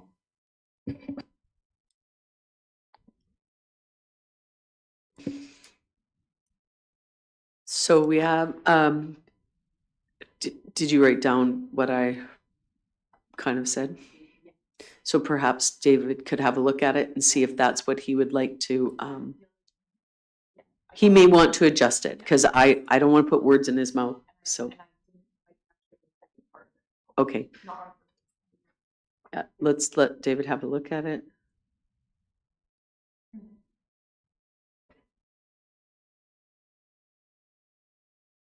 Yeah, I mean, I'm fine if this is where we start, and then if we have to debate on what the actual price of those meters has to be. But I would prefer that we're trying to give people a little bit more for the similar amount of money. So anyway, but we can definitely, I move the council direct administration to prepare budget analysis outlining the financial impacts of increasing the base water rate from 15 cubic meters to 21 cubic meters per household for Hamlet residents. Any further comments or questions on this? Murray? This be for all hamlets, not this, okay. Yeah. Just double checking. Yep, no, good question. Martin? I know the way stuff's worded makes people feel better. So do we go to 21 cubes and we go, say it's 90 instead of 73, and if you drop down to 15, you get a rebate. Everybody likes a rebate. So you're going to 21 cubes, you're paying 90, but if you only use 15, you get a rebate. Because everybody's like, I don't want overage, but if you say it's a rebate, everybody's like happy. Like the wording is totally different, but you accomplish the same thing. But if somebody gets a rebate, they're happy. But if you get an overage, you're mad. I mean, it does help address your concern. We don't want to penalize families that it doesn't help, yeah. Right, and we would expect consumption in a 10-person house. Again, it's a choice to have 10, regardless if they're your own children or you let people live with you, to 1 or 2 in your house. So I think for me to have an analysis, and we did this in past council, I think I've shared that with everyone, and that's how we came up with 15 cubic meters, because it was the line, and then we used the cost of the water, not the replacement cost of the water infrastructure, but the cost of making the water. And for that, I think it was a valuable exercise, which I think this will also be a valuable exercise. But I am struggling, and I put that in shared notes, that this notice of motion process feels like it's taken a long time to get the same thing we're asking for today. So I'm struggling with that, but there is a motion on the floor. Is there any more comments or questions? With that, I will call the vote. Those in favor? That motion is carried. Okay, let's take till 10:45 a recess, and then we'll come back. Council, before we take that recess, and I'll give you a couple more minutes, there's a certain number of items on the agenda. I know some people have commitments this afternoon. Are you willing to just keep going if it's reasonable into part of lunch? Looking for head nods. Okay, thank you.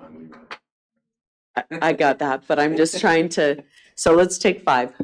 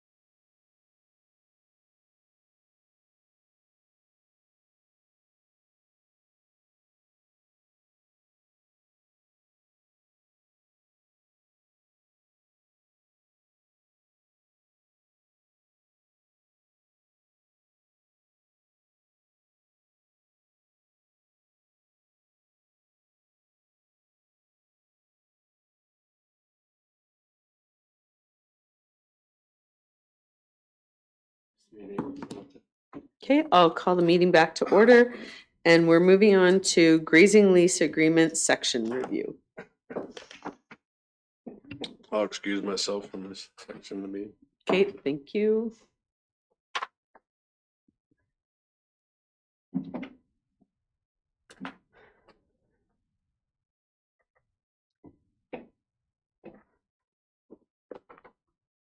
This next memo is the draft land management plan implementation, so I'll turn this over to Bryce for presenting this memo.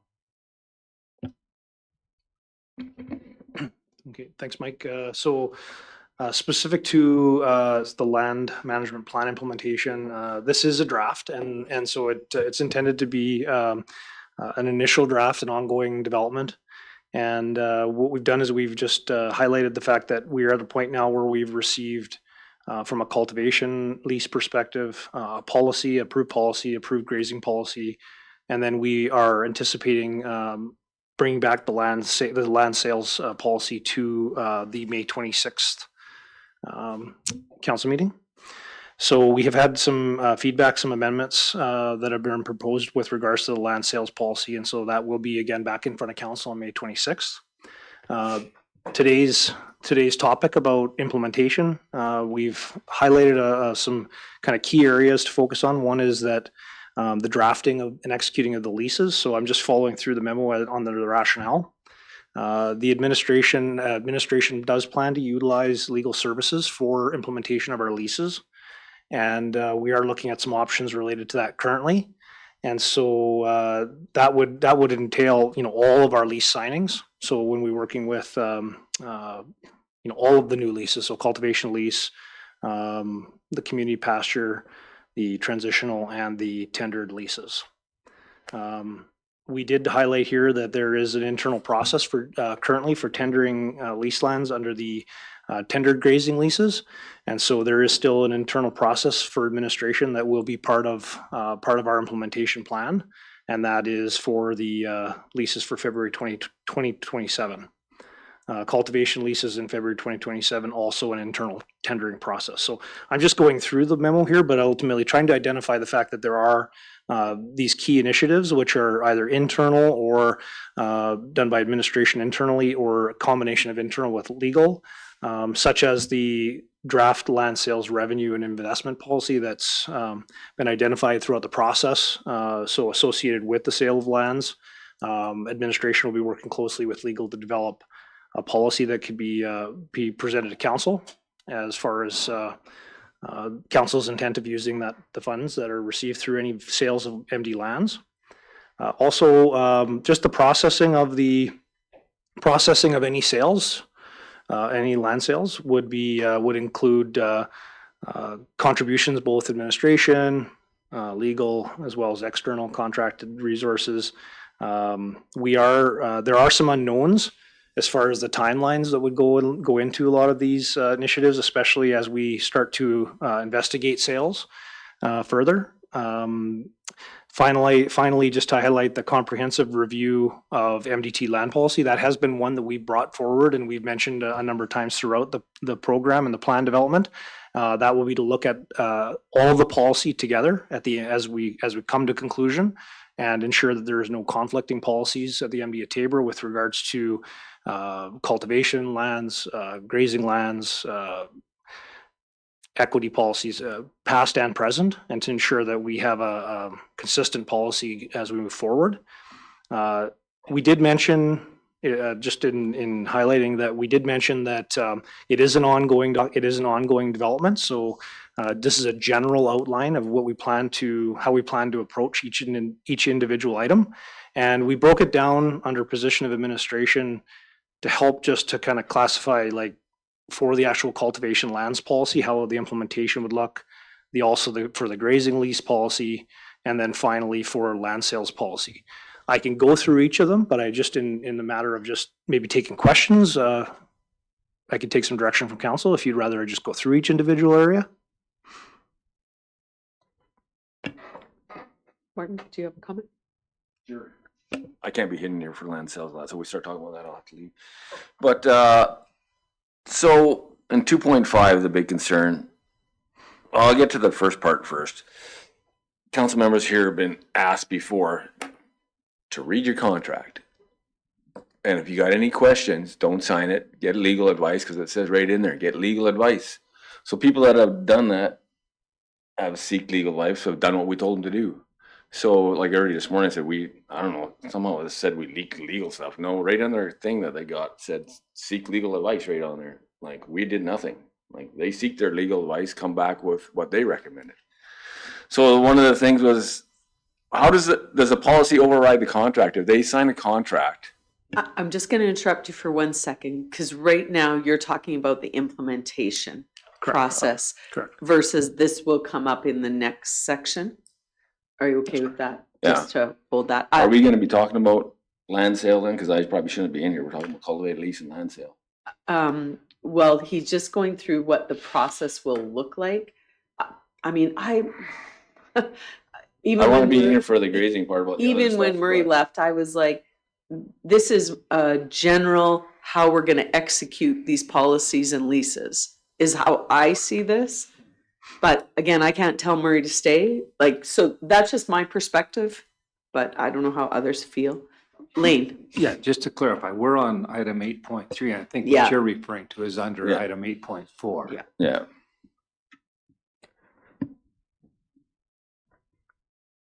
go ahead, Bryce. Read me, Naga. You are absolutely right. This is intended to communicate, administration communicating our plans as far as the implementation goes. And there have been discussions at previous meetings just asking for administration to start bringing forward some of our plans.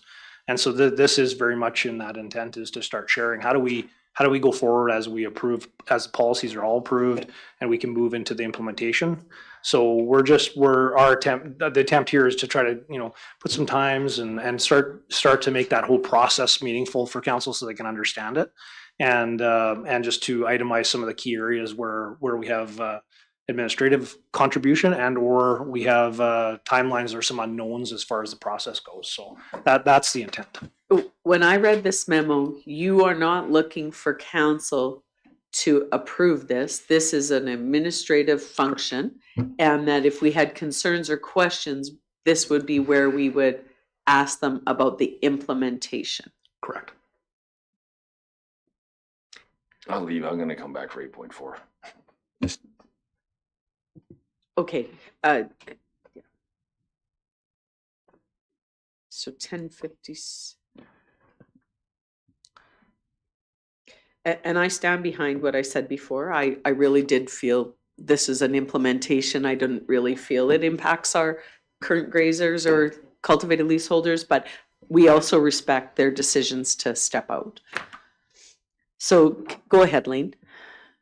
So I just have a question under Section 3 rationale, drafting and executing leases. Just wanting to confirm that we actually haven't initiated or sent out the actual lease documents for signature yet. We have not. Okay.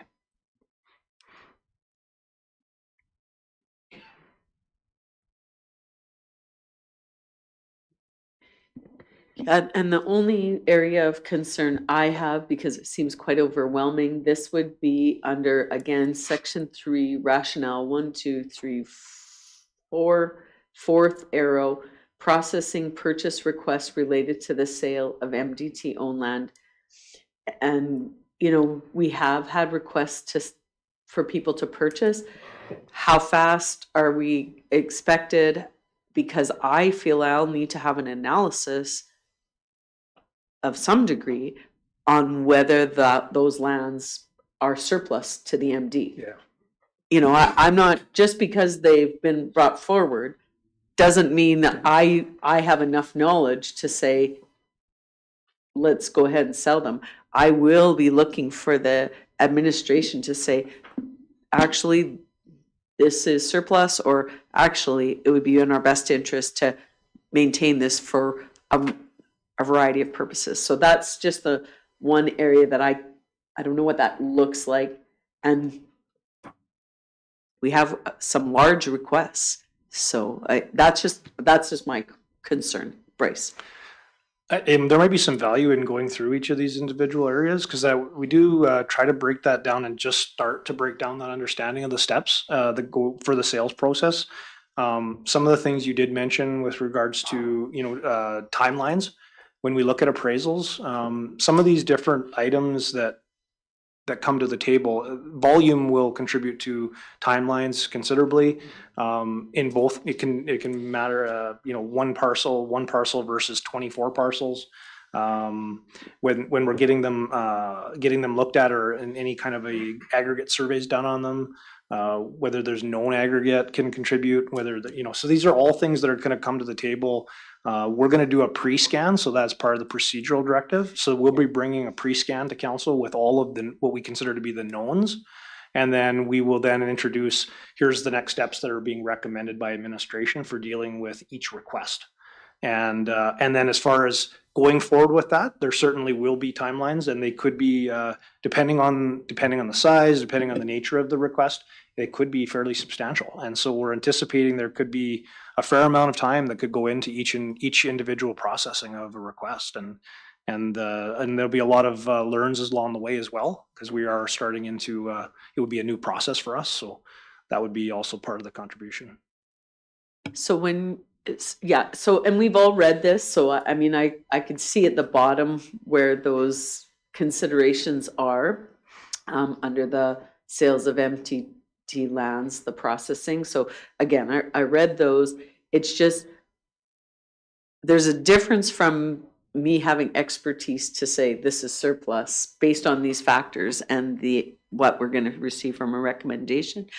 But I also wonder if we don't have to have an analysis of our budget and to determine, do we have the manpower to execute this? Like, this is quite different than we've ever had before. So we're going to have legal, I don't know if the right word is subcontractor, but someone do the leases. But even on the sales stuff,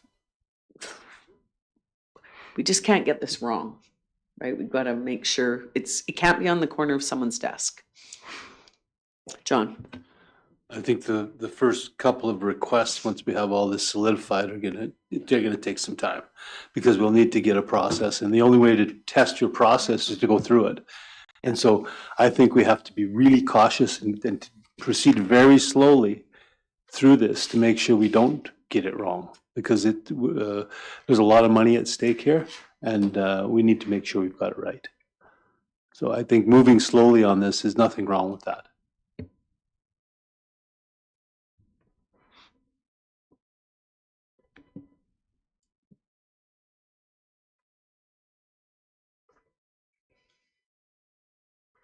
Okay, Lane, go ahead. I'm just wondering, is there anything else that you require from council with regards to agenda item 8.3? Just one other item, actually, maybe I'll just summarize quickly, is that we did propose that there be these pre-scans as part of our procedural directive. It was mentioned. As part of that, the land sales policy outlines that before the disposal of lands is identified, that pre-scan will come in front of council. Those knowns will come to the table, and that council will then have the discretion to discuss what are those next steps. So when there's a need for certain surveys to be done, aggregate surveys, to support the interests of the municipality and look at all of the different items that are listed in the pre-scan, council will have that opportunity for each and every individual quarter.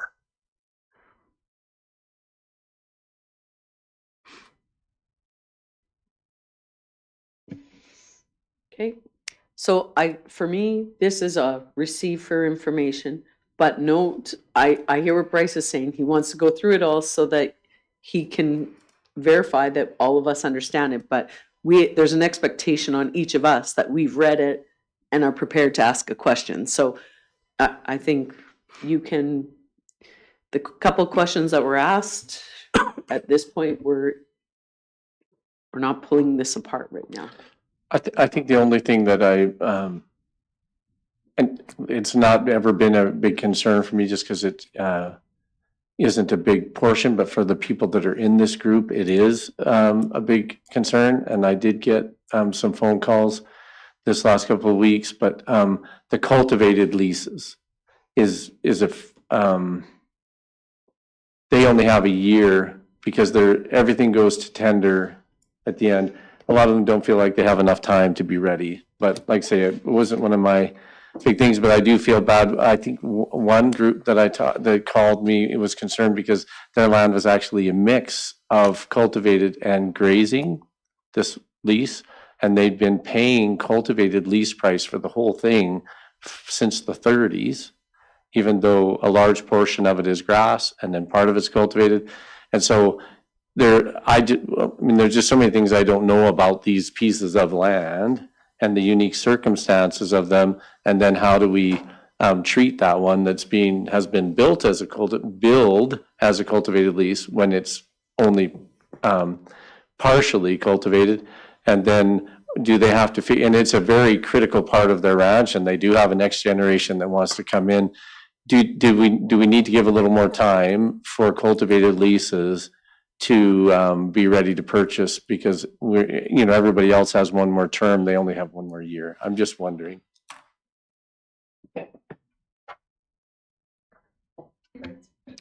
So it would be worth probably going through, taking a look at this. So the cultivation lands policy, the implementation that's shown here shows that, as mentioned, 2027 crop year is what's the goal to make sure they're in place. So you can see that the March 1st, prepare cultivation lease tender packages for March 1st. So that would just specific to timelines, that would be when those would go live. The March 1st they'd be released. And under the current cultivation policy, there is no support for tenants purchasing. So purchasing the actual parcels, quarters. And so they'd be required to enter into a new lease, and then they would have the option under the new lease.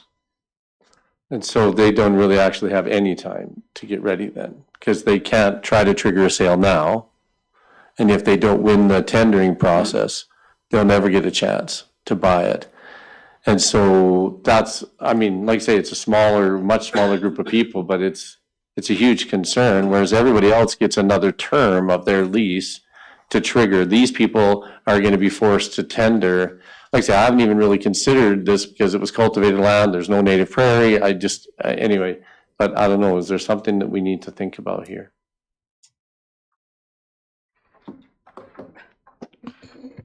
I'll just tell you, I'm comfortable with where we landed. And again, I took some advice from other counselors and looked at cultivated is much different. The philosophy is much different than grazing. I can't speak to that particular parcel that you're speaking of. That would be a staff clarification, that we have someone who's paying cultivated for grass. That seems a bit odd to me, but I don't know. Specific to that, I will follow up with you. We'll follow up with council on that.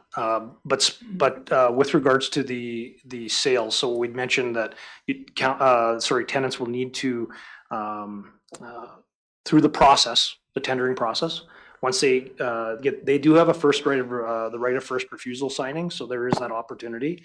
That was worth mentioning. And then the second part is that they do require signing of a new lease, because that will enter them into utilizing the new policy for purchasing. So specific to your comment about purchasing, so at least they will need to they will need to sign a new lease. Yeah, so they would have the first right of refusal at the tendered price. That's Yeah, right. so no, there's some protection there. Yeah, that's. Yeah, no, that's fair. Like I say, this one particular situation will probably come to us just because it's like they were shocked when they found out that not everybody paid the same rate that they did for the last 100 years. And so they're getting some analysis done on their finances to try to figure out what it means, and it'll come to us for sure. Yeah.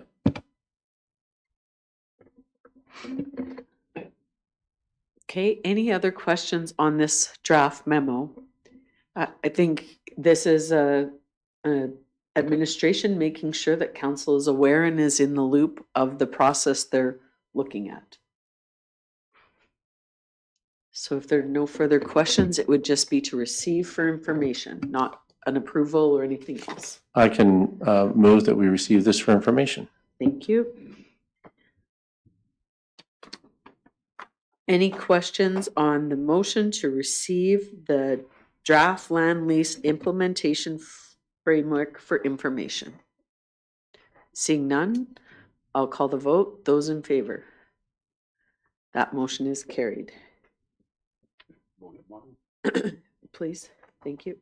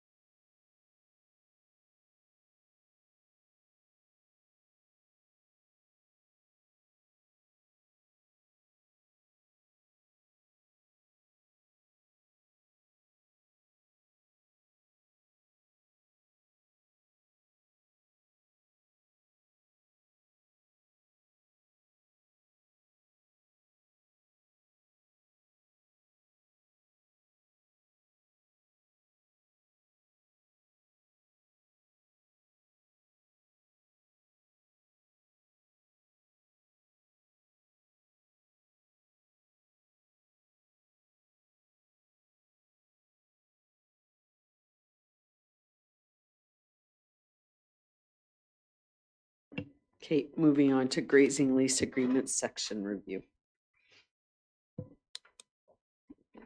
The purpose of this memo is, as stated, administrative support for Council Resolution C 2026-236, and I'll read in the position of administration portion.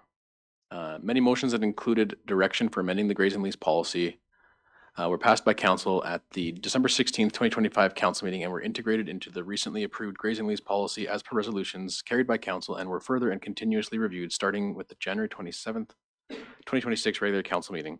These policy changes directed by Council were made along with any needed adjustments to leases so that both the policy and leases would complement each other. Specific to these topics, the policies and leases have been on various Council agendas through to Council adoption, clean copies and redlined in an effort to be transparent in the process. One of the resolutions that was carried from the December 16th, 2025 Council meeting is noted below. I won't read that one, but that's the motion there below. The other resolutions providing administration direction on changes to the grazing lease policy at the December 16th, 2025 Council meeting specified through resolution that said changes were to be made in policy. This is what administration has done through having legal counsel draft both the policies and the corresponding leases. It is a matter of natural business to amend the leases to complement the policy that is approved by Council. Council role is a governance/policy role. Also in reference to the OLHA delegation at the April 28th, 2026 regular Council meeting, it is the responsibility/role of Council, who acts on behalf of the property owner/landlord, being the MDT, to determine that lease agreements are beneficial for the landowner. From a business perspective, this is the natural and responsible thing to consider. The time has come for Council to stand behind the policy and implement it with confidence and not be concerned about the policy being changed every year, as it is the same Council, as it was mentioned as a concern at the April 14th, 2028 regular Council, or 2026, should say, regular Council meeting. Now that the grazing lease policy has been approved, Council needs to stand behind it as a whole and implement it so that it becomes established and further entrenched within the MDT Lands Management Program. Administration also notes that while OLHA referenced that a member of administration shared legal explanation/rationale externally with respect to the relationship between the grazing lease policy and the community pasture lease, it is merely stating the obvious with respect to how the policy and lease or leases interact. Again, council's direction was to amend policy, which administration followed through with, and at the same time ensured the corresponding leases were in alignment or complementary with policy. It is also noted that the sharing of legal correspondence and rationale externally is not a typical or proper business practice under any circumstance. As such, the CAO will work with administration to ensure there is an understanding of professional business practices as it relates to landlord-tenant relationships, and that such oversights from moving forward are mitigated and eliminated.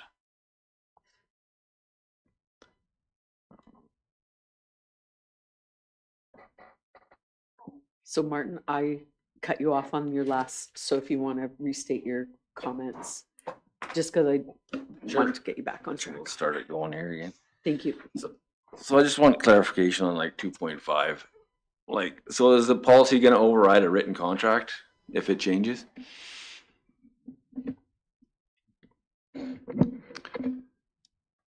So the policy as set by council provides direction to administration as far as managing our lands, lands and leases and such. The MDA Tabor has chosen to include certain components in our policy to help manage our process. And so we have aligned those leases, the leases and the corresponding leases for each of the different policies with for the leases for each of the different lease types with our policies in order to manage and enforce our leases with respect to municipal lands. And so it's the process that we selected as a municipality to go forward with. And the leases themselves, we are recommending that people have them reviewed. A lease is a binding document, it's a legal document, and they should be reviewed by legal. They should be reviewed when we develop them with legal. They should be reviewed with legal. And so as part of the process in laying out the leases, the goal of administration is just to make sure that people are informed as they go through the process. And I would say that as a best practice with regards to leasing is to review the lease and know what you're leasing and know what you're signing. So that is something that is just something that we're helping to just make sure that that's clear for tenants, that they have the opportunity individually, and you can see how it's individually, go through and take a look at each individual section. And as part of that process, they have questions, they can ask questions, but it is a lease that's been established by the MDA Tabor to manage our lands.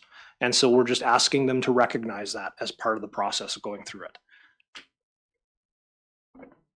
So I just have questions then. So maybe I wasn't clear when what I was voting for or whatever, but I was voting for a 10-year to protect the grasslands. It wasn't to tie nobody's hands or nothing. I was voting to protect grassland. And the policy and service lease, we wanted the amount in there because I thought we agreed on the amount, so I thought it would be in the contract. And I also the rental rate, what we agreed on, I thought would be written in the contract, which it was mentioned at last council meeting that they're going to come and ask for a bunch of new things. No, they went to legal and said this should be in your contract. It wasn't they're asking for any new things. It was just to be clarified what we talked about to be in the contract. They never asked for anything new, which was brought out at the last council meeting by some people. They didn't ask for anything new. They just wanted in the contract that it's a 10-year contract, and that the service lease amount that we agreed to put in there would be in there, the amounts, not saying, and because you sign a contract, you want to know what you're getting paid or what you have to pay. Like, so if we went at $30 at a floor and 2 times, that should be in the contract that they're signing, so they know exactly what they're signing, not. And yeah, same with service lease. We discussed the amount, so I think that should be in the contract that they sign. And I just, the hardest one is 2.5 with the policy. I don't know how we change it, because you can't have it's like we have 2 different contracts. Okay, you sign a 10-year one, but if we change the policy, now you've got a 1-year one. Okay, we change the policy next year, which anybody has a right to do, change the policy. Well, now that's null and void. If the policy overrides the contract, it's no longer a 10-year contract, it's a 1-year contract. So I don't know how we change that. If somebody signed a 10-year contract, I'm assuming they're thinking they're getting 10 years, and the policy shouldn't be able to change that. So I don't know if you put in there that the policy can't be changed during the duration of the signed contract, and you can change the policy after the contract's done, but we're here my big thing is we're here to protect the grass. And it's like we talked to the lady before, the history, the culture, everything. It's not, that's what I'm aiming at for what I was voting for. So I'd like to see some of that put in the contracts and in stone, because somebody, when they went to legal, we told them, read it. They went and read it and took it to their legal, and their legal recommended this getting back. Nobody did anything wrong, in my opinion. It was like legal advice. They were told in the contract, go get legal advice, right in it. Before you sign anything, it says right in there, seek legal advice. So they went and seek legal advice, said this needs to be clarified. They're not asking for anything new. They want it clarified what they're signing. There's nothing new in it. It's just, they want to make sure it's, if they're signing a 10-year one, that it's 10 years. They want to make sure, okay, this is a surface lease. This is the amount we agreed to. That's what we talked about as a council. This is the amount we want in there, in the contracts. The rental rate, we discussed a $30 floor. We want that in there, and or 2 times whatever is higher, or the government rate times that. They want that in there. That's what legal. They said you got to have numbers. You can't just say, okay, look at this policy, but it's blank in the contract you're signing. It needs to be clarified a little more, and yeah. So I just think it needs to be clarified more, because right now, at 2.5, I don't think that does anybody any good. We don't want future councils fighting. We're trying to solve this so it's not being fought for. Oh, I'm too far away from the mic. Every year, like it has been. We want it clarified so future councils don't have to discuss it, and we're not tying nobody's hands. We're protecting grassland. We're not trying to tie nobody's hands. We're trying to protect some of the stuff, and we're still gonna. I'm not here for the selling part, so I'm assuming we're still selling some of it. But that's what we're trying to get at in these contracts: is clarity and not.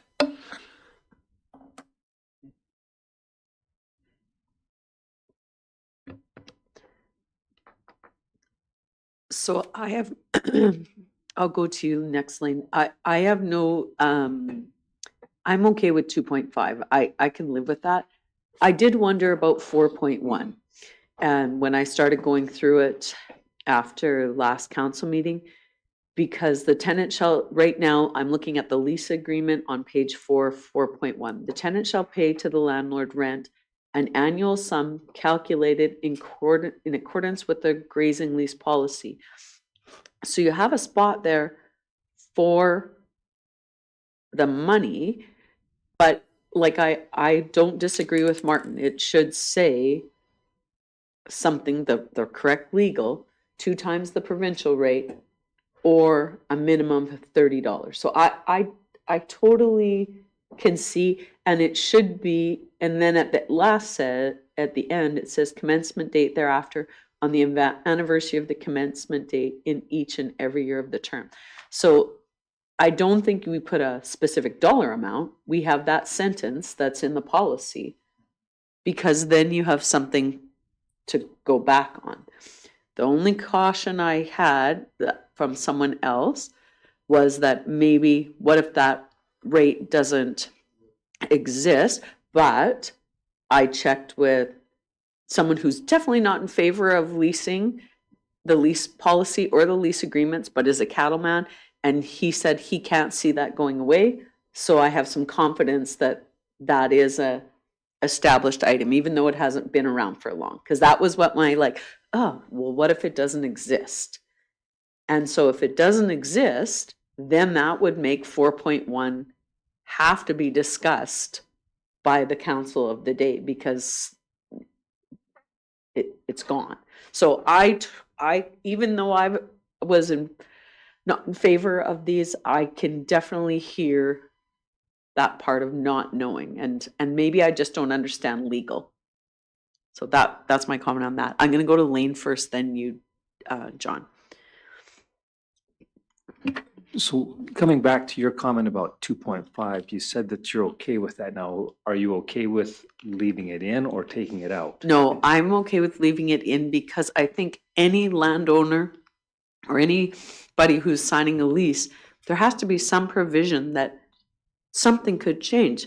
Again, we have to trust, like for now we have this 4 years, the old man leaseholder or the lease people, even if they're not in a group, they're gonna be in front of council. We have to have some faith in the process. But as I said in my email to everyone, we all know it can change, but I don't think anything can be finalized. So that's where I'm at in there. Go ahead, Lee.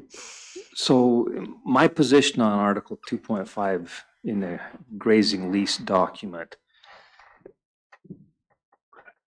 Firstly, I'm wondering where this has come from, because it's certainly not reflected in the policy itself.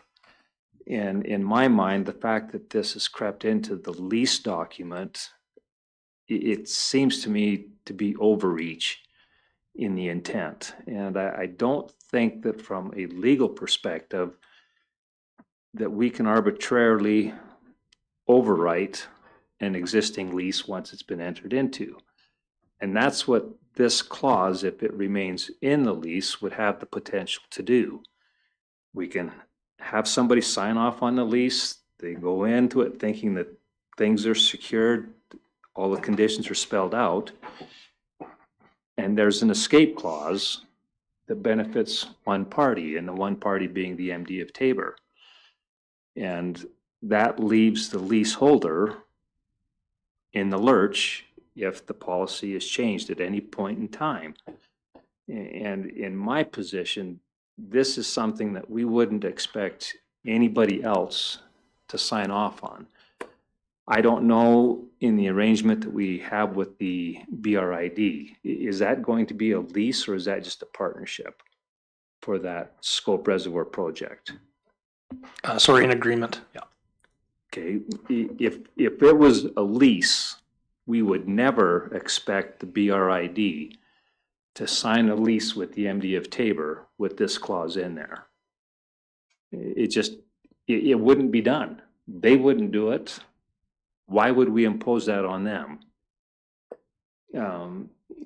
Another example, and this one's a bit of a stretch. As a nation, we're going to be negotiating an agreement, a trade agreement with our largest trading partner.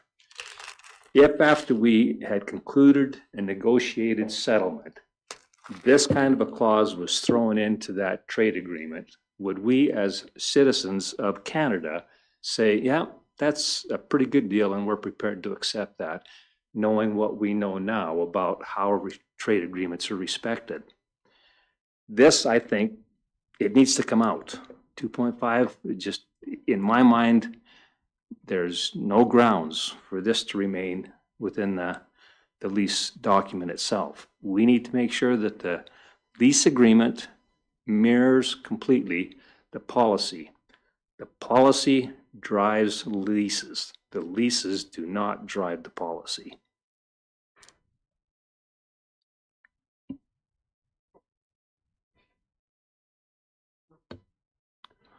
I agree that the leases don't drive the policy, and both 2.1 and 4.1 speak to that. And the reason for that is things can change, and we have to be reliant on this group that sits around this horseshoe for now and into the future. As we do now, we have confidence in what's going on here. So in 4.1 is a prime example. What if the provincial rate next year goes to $60 in AUM? That means we have to charge $120. We would be forced to. Without 4.1, we'd be forced to charge them that and they would be forced to pay it. So relying on policy is what we have control over. So we have to ensure that we maintain that ability as the governance group for this land holding corporation, which is the MD of Tabor. And so both of these speak to that. And I think it has to remain. Oh, that's a good point, because that would be awfully high. And I have seen some articles where the province is contemplating changing some things on grass. David, are you ready to weigh in?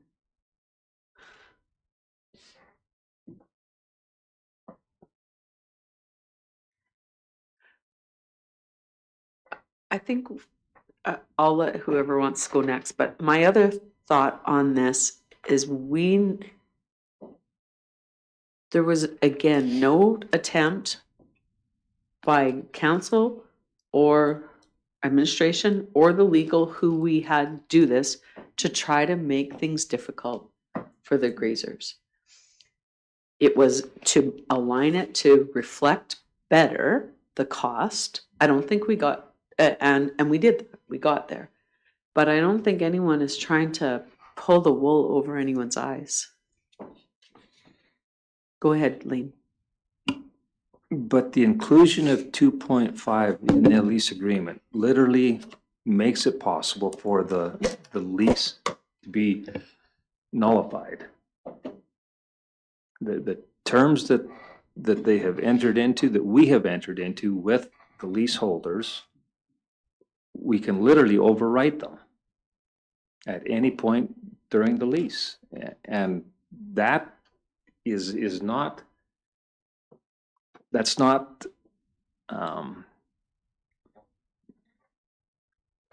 in my mind, it's not reasonable for anybody to expect that of a partner that is a party to the lease agreement. So I wouldn't agree to doing that next year, and I don't think anybody in this room would. So we have to have confidence in the group around this table. But we also have confidence that we can, if something changes, we have an opportunity to change it.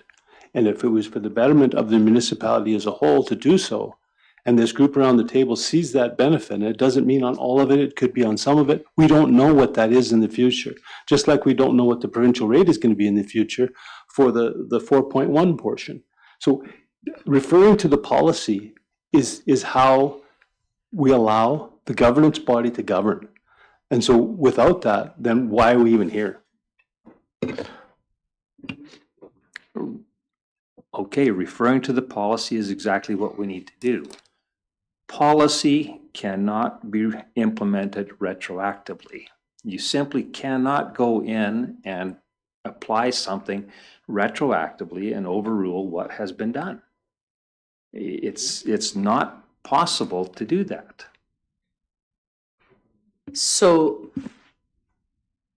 I'm going to go into a personal thing that happened to me that all of you are aware of. When I was being screamed at by a leaseholder, they said, we're the stupid ones. We're so stupid to have left the rate at 70 cents an acre. So stupid. And I said, well, actually, we didn't have any ability to change the contract. And they said, you're so stupid. Your council was so stupid.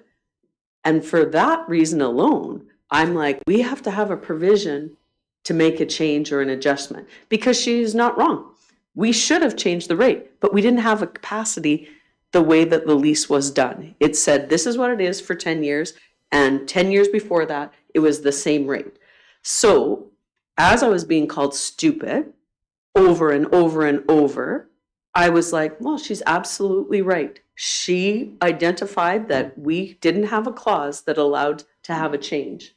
So if we put this lease rock solid, that nothing can be changed, what if there's a massive change? What if $30 is too high of a ceiling? Like, people are wrong if they think that I'm just trying to get the most out of these lands, because this is far from getting the most out of these lands. This was to protect grass, have a rate that reflected what people had. And so that's why I'm okay with having a clause, an allowance that can change things, because I've been clearly identified as stupid for not having that. But the problem was that was done before we got here. So we're trying to do better, so that if we do need to make a change for circumstances that we have no idea.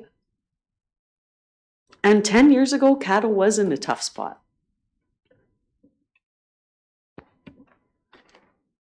If this is really quite critical, I suggest that we consider inserting one word in 2.5, second sentence.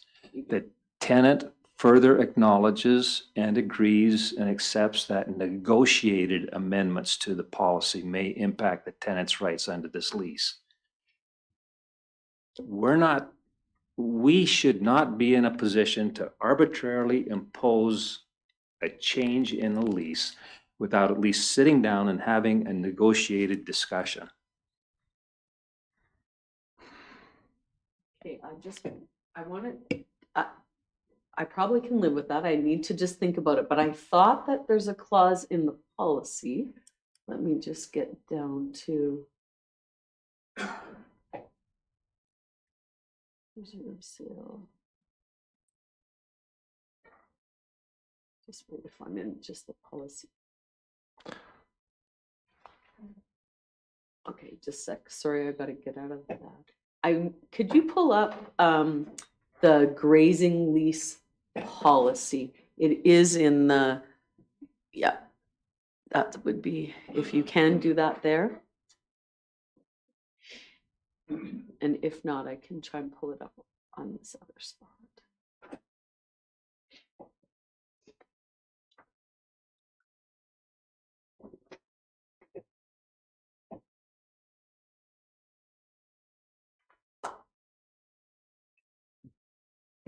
If you could scroll down to near the bottom.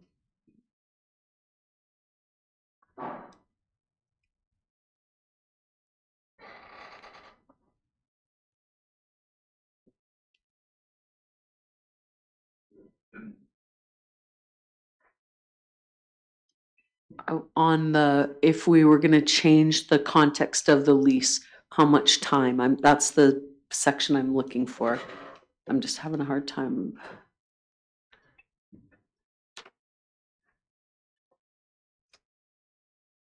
Can you make that bigger for us? Sorry, just so that I can try and figure out. I don't know if it can fill the whole screen.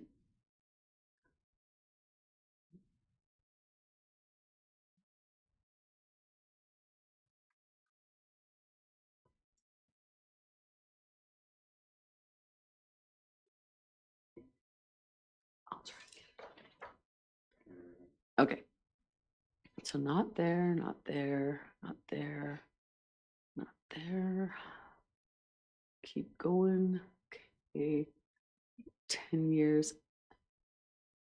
Keep going. Lease term.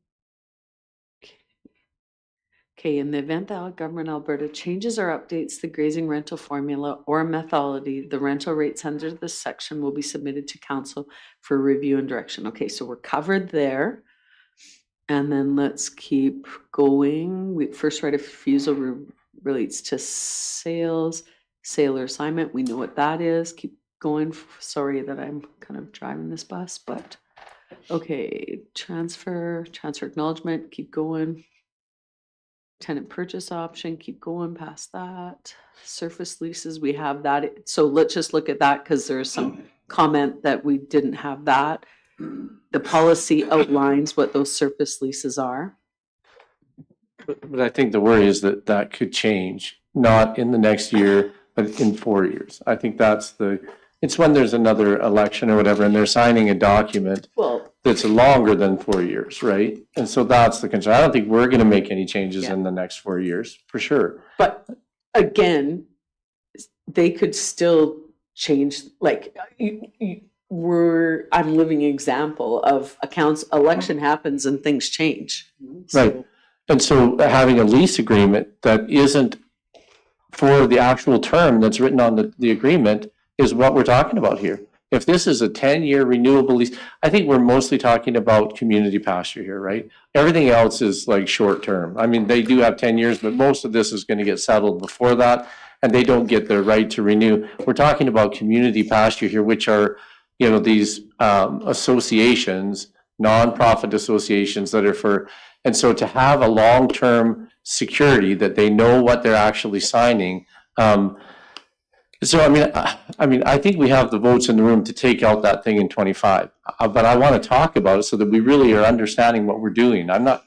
We don't want to force the issue. We're trying to understand why it's in there, because when we were voting and making these policies for the last few months, we assumed that they would be in the contracts and that they would be binding, that not in 4 years that they could change. And so I'm very happy to make a motion that the second sentence in 2.5 is taken out. Like, it's somehow people need to be able to sign a document that they know what it means for the term that's written on that document. And it clearly makes it becomes a very fluid document. except that this isn't just for community pastures. Right, but those other ones don't go on for, you know, they're not good, in 20 years, none of those other leases are gonna be, those will all have been Well, tendered and rewritten and all that. The only one that will still be in place long-term is community pasture. And those community pastures need to have some kind of assurance that this is gonna, because it's an association that has a bunch of members that bring cattle into, and they're investing in all of the infrastructure of these leases, fencing and watering systems, and not assuming that they're going to be able to keep offering that to their people. And I thought that this was all approved in the previous council, right near the end, this ability for community pastures to renew their leases 10-year and 10-year and 10-year. That wasn't us, and it was at $26 an AUM. And so it seems like we're at a better place. It's just, why can't we write these terms in the document? And why are we afraid to do that? Then if policy changes, that policy affects any new leases that are signed after that. But it doesn't retroactively go back and affect the ones that are already written. Yes, change policy, new, and then if there's new leases that come up, if new opportunities come, those leases will be different. They will be new and they'll be according to the new lease, the new policy. But the old leases need to have their terms written in them so people know what they're signing. And I was one of those people that have signed many, many contracts without reading them because there's so many details, and we were chided for that at the beginning of this term. And now they've read their policy, and I'm uncomfortable with how legal arranged the wording on those on these sections as well. And so I'm prepared to make a motion that we take out the second sentence of policy 2.5.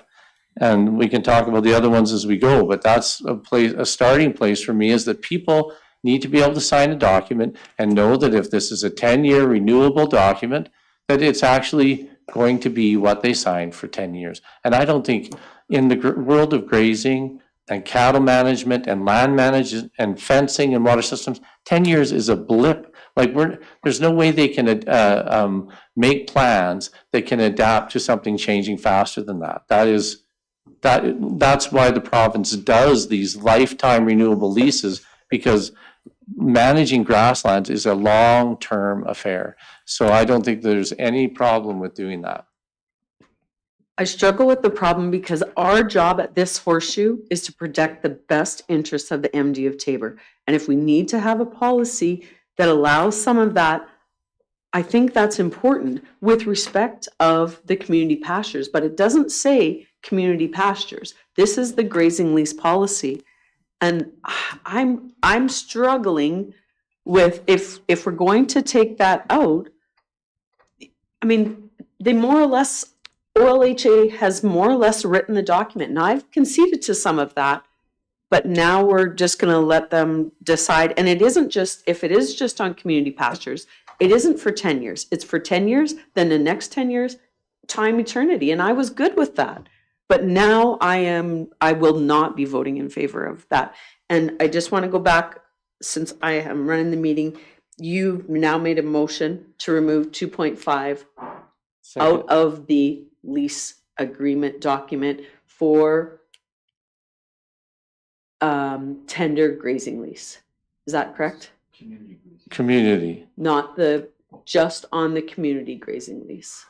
That's the big concern. The other ones are short term. They all are expiring and then getting tendered afterwards. I think it's just trying to give some long-term stability for the community grazing pasture. And I also am still very much in favor with our policy that if we, over the next few years, find that community pastures are not living up to the law and not following their mandates, that we already have that in there, that then we can. Go ahead. I would disagree with that. So if you don't have the ability to change the policy, you can't do that. No, but we have a policy in there that says if they're not following their That's not in the bylaws. contract. That's in the policy. So that's the difference. So if you can't change the policy, then you can't affect any change. So you're trying to tie the hands of future councils, but you're also tying your own hands should they not follow through on their end. So we have to be able to adjust this, and we have to allow the have security and understanding that the people around this table have the best interests of everyone in mind. And so tying the hands of future councils is the wrong way to go about it. We have to have confidence that we're doing the right thing for the right reasons. And so it's nowhere in the lease documents does it say anything about maintaining their, that's in the policy. So we're referring to policy in a lot of this stuff, and it's for a good reason.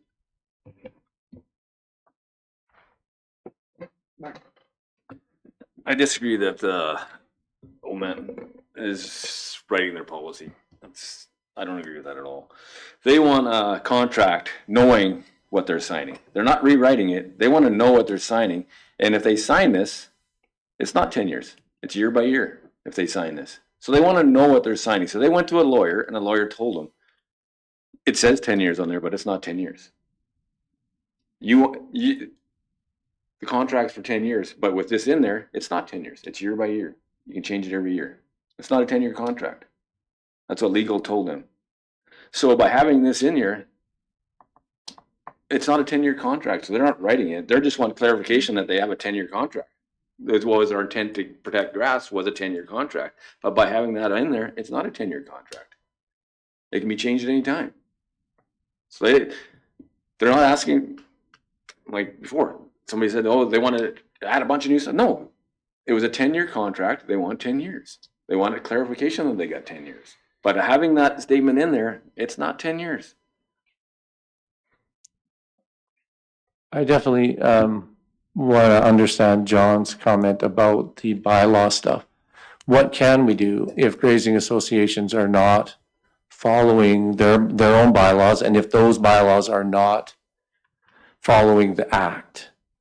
What can we do? Because that's the whole point of us bringing that into this, is so that we can make these community grazing associations actually community grazing associations.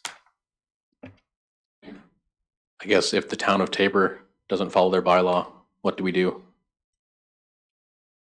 There's not, I don't believe there's a mechanism that we would have to control someone else's enforcement of their own bylaws. No, for sure. But the point is that our lease of our land is contingent on them. Yeah, we're not leasing stuff to the MD of Tabor, of the town of Tabor. But if our land is being used as a community nonprofit organization and they don't actually follow bylaws and the law, then we need to have a way of pulling that land out as a penalty. That our land is not going to go into a community association that isn't following the law or even their own bylaws. That's all. We asked for that policy. It's in there in the policy somewhere, but we need to, can it actually be executed? Could that actually happen? That we pull our land out of their lease if they're not letting people, according to the right rules? If there was an acknowledgement within the lease saying something that they were following their bylaws and they weren't, and they were in contravention of their lease, then it could void their, if they break a clause of a lease, that it would then nullify the lease. If it's not in the lease somewhere, we need that in the lease, because that's the intent, is that if you don't follow the law and the bylaws, and if we have people come with complaints and we confirm and everything that there is clearly is not following the bylaw, then then the lease is, but we want it to be clear in the lease. We want the rates, what they're signing and all that to be clear in the lease, so they know what they're signing. And we as council, when we go through this incredible process of trying to come up with a deal, that it is actually in the lease.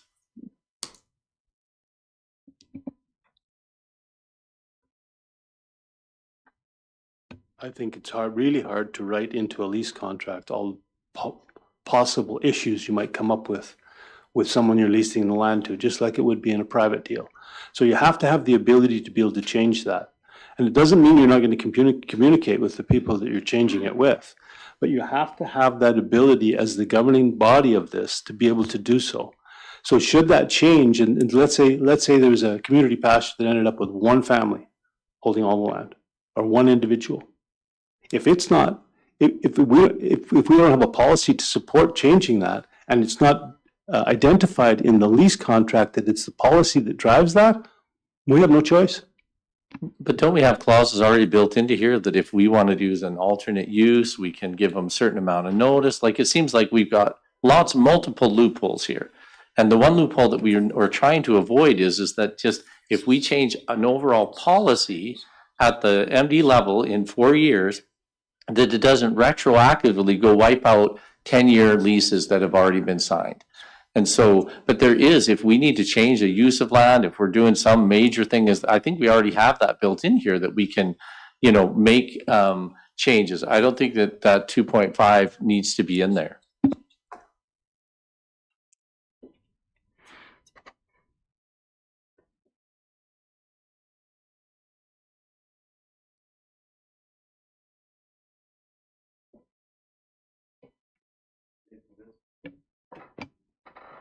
This is in the lease then, or is this in the policy? What's in front of us is the policy. That's the lease. I believe. Lease, okay, so then show us.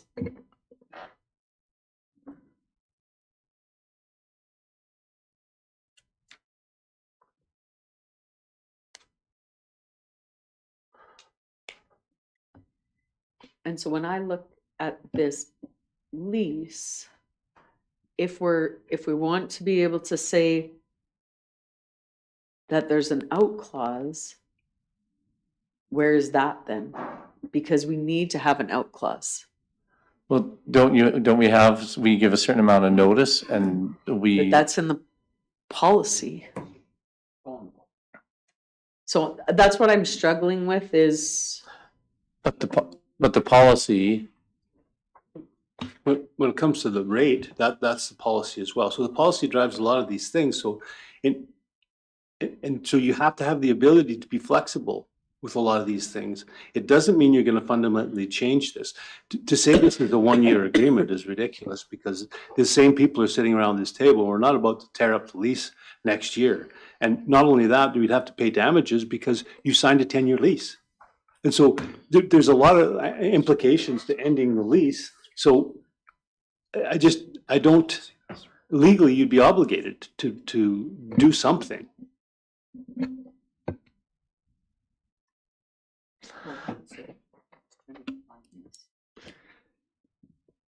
I disagree with that because it's 10-year and it could be changed.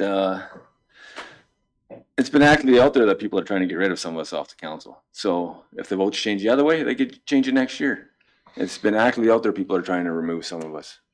So if that happens, they could easily change this the next year. People are actively trying to get rid of me. If they do, maybe they get somebody else in, and then that vote comes in, and now the votes change the other way. So, and now that person that signed a 10-year contract doesn't have anything. So to say we sat around here, the votes were not unanimous. So it could definitely get changed if the way everything is. So to say the council here voted this in, they didn't. It wasn't unanimous. And if somebody happens to pass away or something, and one councillor changes, things change. Nothing is written in stone.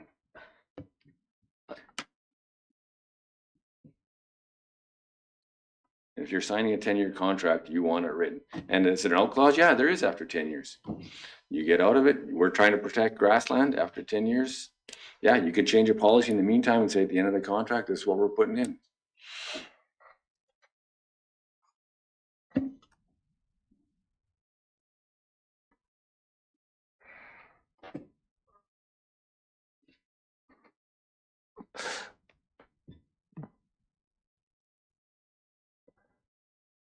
I feel like in some ways we're arguing over semantics. I think we agree more as a group on what we're intending here. It's just how to finish this up and move on, but give our grazing associations and our other leaseholders a document that they feel like they understand and that it's actually going to be stable through the life of the lease. Anyway, I still want my motion to be voted on about whether we remove the second sentence of 2.5. Okay. Bryce. Reed Manega, speak specifically to the change. We would require a review to maintain alignment. As mentioned earlier, that the way that it's been designed is in order to manage our lands. We utilize a policy and a lease, so we would need to just make sure we review for that alignment as a result of any amendments that are proposed.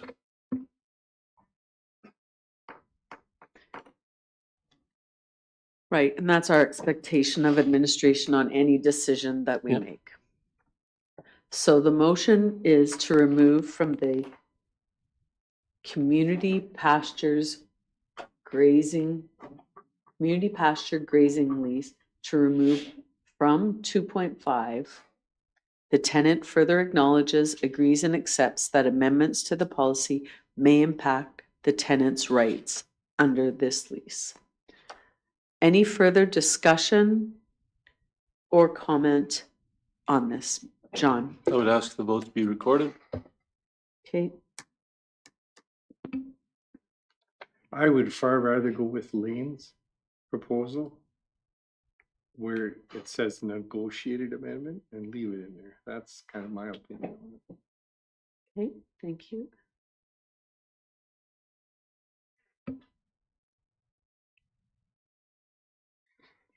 Any other further questions or comments on the made motion?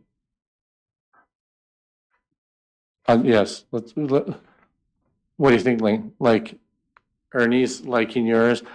I want to work together as a council here. I'm trying to get to something that we can, and I don't want to force things through that we're missing something here. If there is a way that we can have some stability for our leaseholders by changing the wording, I'm for that, but I'm not for us being a big, I feel like there's plenty of people that would be happy if I wasn't on council either, but I went through a lot of trouble to be here, and it's democracy, and we put all this into these contracts in a democratic process, and I want them to stick in these contracts. I don't want these people not to get what we've worked so hard to get here. And I don't think that what we pushed for was so different than what the previous council. We're just trying to support community pastures having longevity and being able to have something to plan on. This is not some crazy new thing. This is what was already voted on. We're just trying to get it into the documents so that people know what they're signing. Okay, I'm gonna go to Martin next. The only problem I have with negotiated, what if one side doesn't agree? Then you're stuck in limbo. If you're gonna negotiate it and one says, no, I don't agree with that, then where do you go from there? It says, no, I like how it is. And if you want to negotiate it and one side says, no, I'm happy with it, and then we just leave it how it is? Or do we have to, if one side wants to negotiate, have to come to agreement? How does that work? Well, if that was the case, then it puts us back in the situation that we would be in right now, where the second sentence is struck out. If the parties can't agree on a negotiated change to the policy, then neither party is in a position to move forward with changes in the policy, which is exactly where we would be if the second sentence of 2.5 was removed anyway.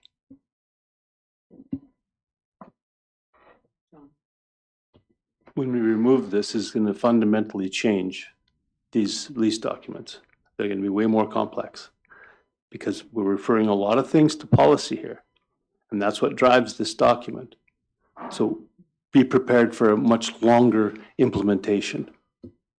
I think all we're asking for is for like 3 or 4 things to be specifically written in the document. The rate. I've signed lots of lease documents that have rates written in them. So, but like I said, so if the rate's written in there at double the provincial rate or $30, whichever is greater, should the province change it to $75 next year, that means they have to pay $150. That's So then- absolutely, and they're willing to take that risk. That's what we're talking about here. That's what we're talking about here, is that we're totally fine with that, because the province has a very, very long process negotiating with several groups, trying to determine long-term costs of managing land and the cattle market and everything else. We trust their process. It's based on knowledge of lease land and production of native prairie grass and all those things. We don't have that kind of knowledge in this room. We don't. And so for grazing associations to hope that we don't do something to them that the province, I way prefer being tied to a provincial rate for our leaseholders. It's something that's stable and that's going to be dealt with in a very transparent manner at the provincial level. And if the leaseholders are comfortable for stability to have double that rate, I think that's it's a great position for us to be in. And but I still come back to my comment that that's based on the fact that they do follow the law and their bylaws, and that these are actually a benefit to our community as a whole. And if at some point we find that they're not, then there needs to be a way of changing that. And I believe that that's in the policy. I think it's in there clear enough that we can do that. And so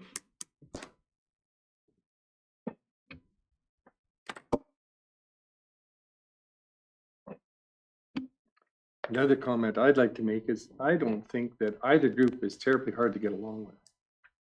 And as far as negotiated amendments, at this point in time, I think that's very doable.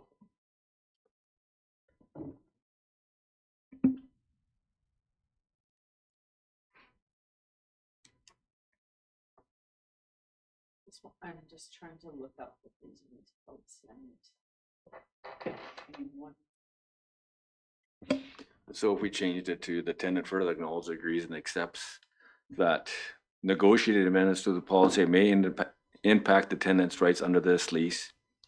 If no negotiated agreement can be, the existing one remains in effect. Write it all in there, and then it's done, and then you can't say, well, we have to negotiate till we agree. but it does allow flexibility. Yeah.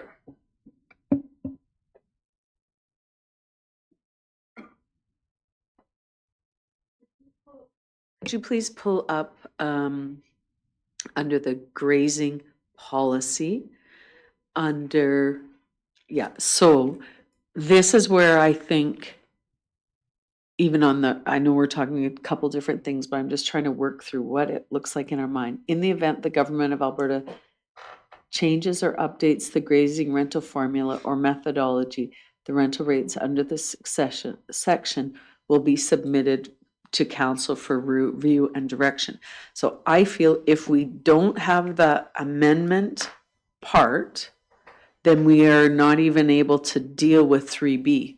So, right, because we might make a change based on what this policy says. So if we do find a way to compromise, and I have no issue with what Martin suggested, if you can't come to a compromise, then this agreement prevails, whatever the right legal, I don't know what that looks like.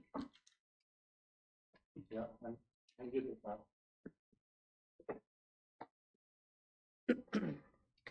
So, David, it's your motion. So could you put that motion up for us, please? But I'm gonna pass it on to Martin. He's gonna amend my motion. Okay. That's what, all right. Yeah. So just wait, we're gonna go through the process. We're gonna move to amend. Yeah. That way it's all on the, okay, so now this motion is moved by David, but now Martin has moved an amendment to this motion that will read, agrees and accepts that negotiated amendments to, Negotiated amendments to this policy may impact the tenant's rights under this lease. If no negotiated amendments can be agreed upon, the existing lease remains in effect. Point of order here, don't we have to, the first is to remove that sentence, and now we're not talking about removing it. We're yeah. talking about modifying it. You're 100% right. I think everyone's just trying to work through Yeah. something. So what could happen is we could have David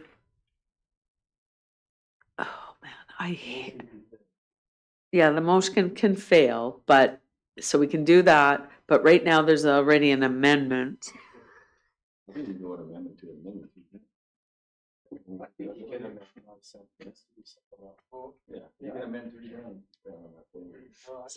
So really, Martin, what you would also be, so what you might also be, the following sentence be revised, so that could be part of your amendment motion. Would that be acceptable? Because David's motion is to remove it, your motion is to revise that sentence. Yeah. How's everyone feeling about that? Because, okay. Yeah, you're totally not wrong, Mark, Ernie. It's a good catch. The tenant acknowledges, agrees, and accepts. Not today, boys. This is not my, I'm, okay, so then if negotiate, the tenant acknowledges that the amendments to the policy. Okay, let's just, everyone take a minute and read it. When I say that, it's really me who needs to just make sure. The second sentence of section 2.5 needs to be revised to state. Yeah. So the second sentence is what the amendment is. We're just going to bring in the full section 2.5 because that additional is a third sentence then at that point.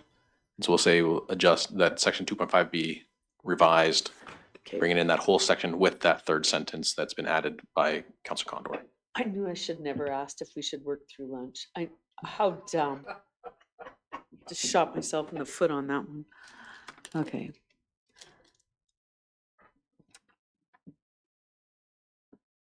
Read, review, and understand the grazing policy. The tenant further acknowledge, agrees, and accept that amendments to the policy may impact the tenant's right.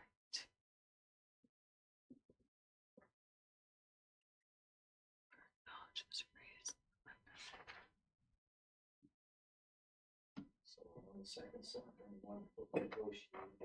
Yeah, so that's accepts negotiated amendments. Yeah, it should accepts that negotiated amendments to the policy.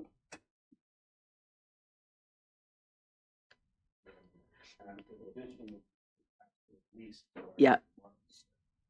If you can scroll down, if no negotiated amendments can be agreed on, the initial agreement remains in place.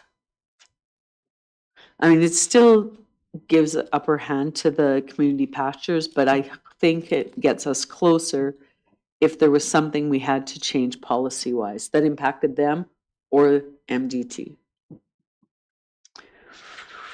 Okay. Martin, are you good with that? Yeah, I'm good. Sure, you can. I can see where this could work either way. No, that's what, yeah, You know, it I could agree. work for council or it could work for the leaseholders. I agree. Just for, so this is an amending motion, so you would vote on this to amend that motion, Yeah, and then you would need to vote on this motion once again. yeah. But, oh yeah, so the amendment also includes the word revised. Okay, so Councillor Condor has moved an amending motion that section 2.5 of the community pasture grazing lease be revised as follows. The tenant acknowledges and agrees that the tenant has been given the opportunity to read, review, and understand the grazing lease policy. The tenant further acknowledges, agrees, and accepts the negotiated amendments to the policy may impact the tenant's rights under this lease.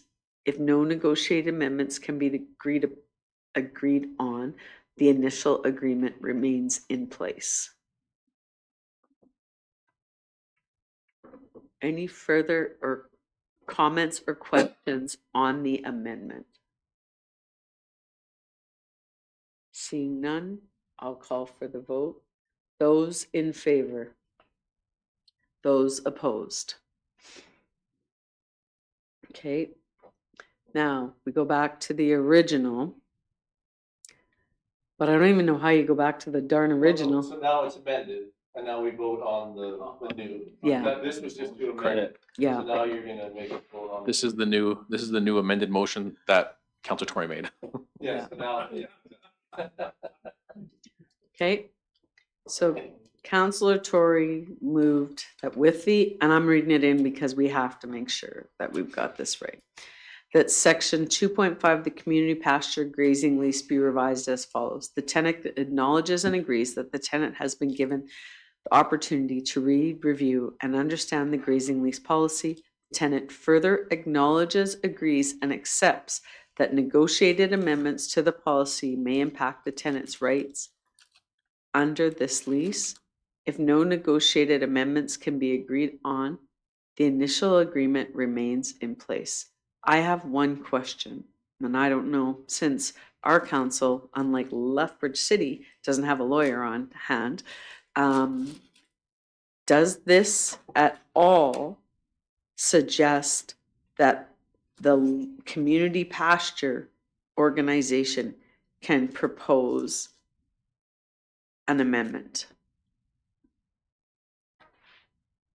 I think either side can. And then if they propose one and we don't, nothing happens. Either side can propose it. Nothing happens. I think it's pretty simple. It says, it doesn't say one side or the other. It just says if somebody wants to, they can bring it forward, and then if one side says, no, we're good, it just stays in place. I don't think it really, either side can bring it forward. The policy would always be council's policy. Council would always be in charge of policy. If there was an amendment, if council amended the policy, then they, and I'm not a lawyer, but that the lease would stand until that is changed. And you know, it's if they agree to that change within the policy, you need some kind of, I don't know, memorandum of understanding to say what that change they've done, or something of that nature, I would think, to show that there's an understanding that both sides have agreed to there'd be some adjustment to the terms of the lease. But I think our legal counsel would maybe have would certainly have a better idea of what that would look like over than I would know. Okay, so there's a motion on the floor.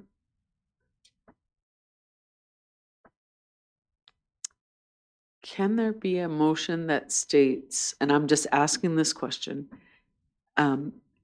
prior to a motion to table this motion until we have legal review? Yeah, so I'm going to move that we table the motion that's in front of us until we have legal review of the policy of the lease, community pasture lease. I'm just very and that would be as simple as my motion is, and whether it passes or not. But that's my only concern, is if we start making motions that we've had legal advice on throughout this entire time, and now we don't, what risk does it put us at? But I think we're gonna get this reviewed by legal before it turns into a new lease agreement anyway.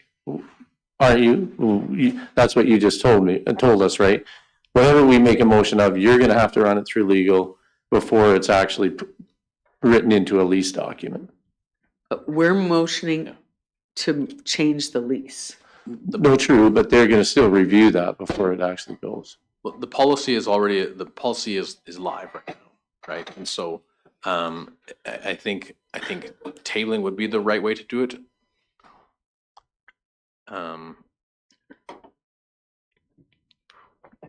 Not the right way necessarily, but if council makes this change, then it's changed. That's council has given that direction to make this so. If legal review is wanted, that would need to come in, I think, before it's decided, or some. I voted in favor of the amendment. I am not trying to block this. I am trying to make sure that we have all of the things that we need done to make sure we're in proper alignment. And if once council makes a decision, it is so. Then then what does that process look like? We take to legal and they say that maybe there's an issue with it, then we bring it back for another change to the, so it's what comes first? Do we get the review done first and then change it, or we change it first, then get the review and then change it again if we need to? That would end up being that process then if there was a concern on the legal side.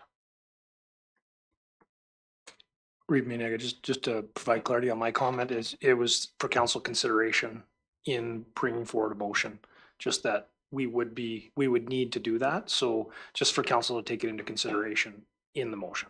That was my intent. So a motion to take, so I am moving to table this motion. Yeah, until we have, tabling motion. Once a motion has been on the table, it has to be seconded. Okay, so I'm in a motion to table this motion in front of us for legal review for discussion at the May 26th, I think, meeting. I just got one. Yeah, go ahead. I'm never assume, but I think in 2.4, the policy for surf lease is going to go the same kind of way, that we're going to put in there that it can be negotiated change. If it's not, the existing one expires and the numbers will be put into the lease.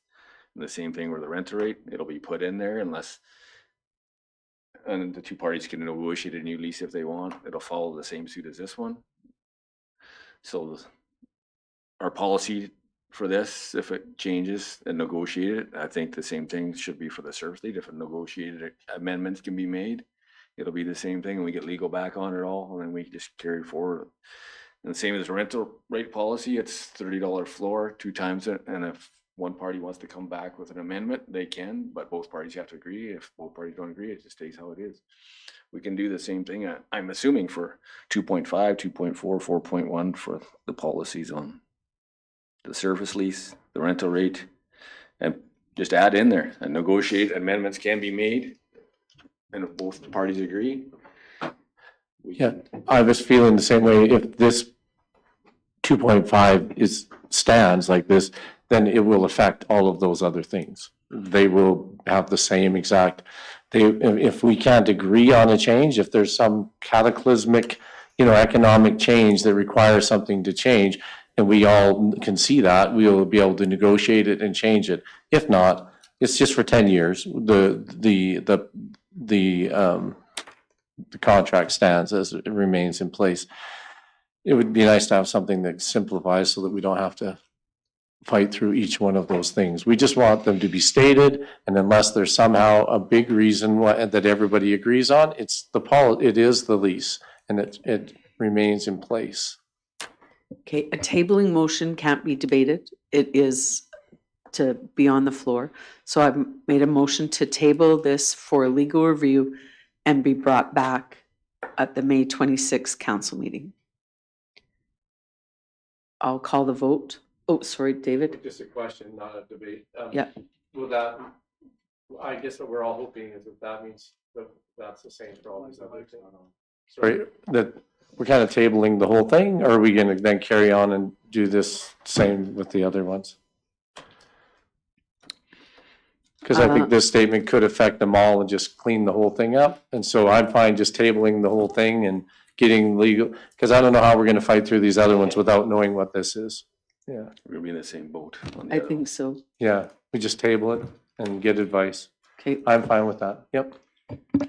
And then when I had for 3.2, while we're talking about it, I thought we had a 10-year plus a 10-year can you, on the lease or the policy, on the 3.2? community grazing lease. I thought we had Community ones it is. yeah, it's a 10-year plus an additional 10-year. Yeah, right? for the communities, for the private, for the other ones, it's not. Yep.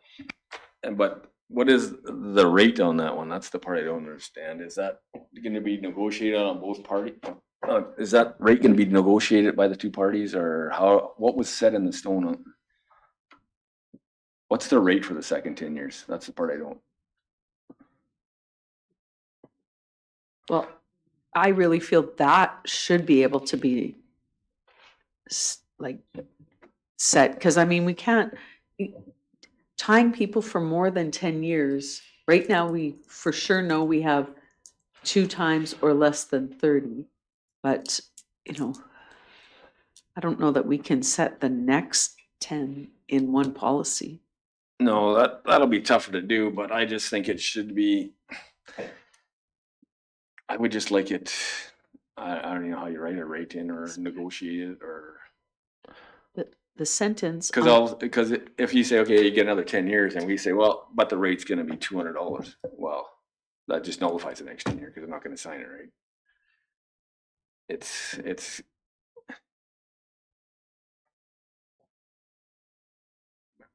gotta be some sort of, if So we're gonna it's- put that in there, it means some sort of security that you can still get the So- additional 10 years instead of the next council just So if- making the rate so, saying to get rid of that next 10 years, we just set the rate so high, nobody wants it, then it's done. So this and I know we're out of order because we need to vote on the tabling motion, but when I read this, the further term of 10 years from the expiration of the term on similar terms as this lease, except with the respect to the calculation of rent. For clarity, there shall be no additional option to renew, notwithstanding any of the provisions of the lease, any renewal under this section at the discretion of the landlord, subject to the current policies and regulations. So rent for the renewal term shall be set and adjusted by the landlord in accordance with the grazing lease policy. So then in 10 years, well, I would hope, we thought we were ahead of the game, but doing it 2 years ahead, it was not enough time. You're going to have to figure out the rate. I would not be comfortable with us setting a rate, 10 years? We don't even know what the world's gonna look like. No, I don't think we can set the rate, but I think we need to make it realistic that there's a possibility to get next 10 years. I don't know how that word can get in there Yeah. because it says 10 years. But if you make the rate unrealistic, I just cancel the 10 years. Like that's just an out clause. You can make it so it's unrealistic and then you got an out if a council decides, we'll just put it so high, we want to get rid of it. Nobody will agree to it and it's done. We want to make it reasonable for both sides that we want to get the next 10 years to preserve the grassland. So I don't know how we word that in there to make it reasonable that it can get done. But right now, the way it is, it's up to the it's up It to is up to the council. Yeah. But I also think that is a reflection of you say people are trying to get you out. Well, someone worked pretty darn hard to try to get me out. So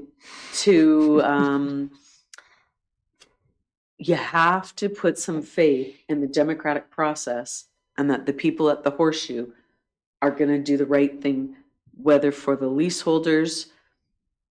I would say doing the right thing for the leaseholders and the municipality is one and the same. That's what Councillor Tory has tried to state, that we're not trying to rip people apart or cause grief.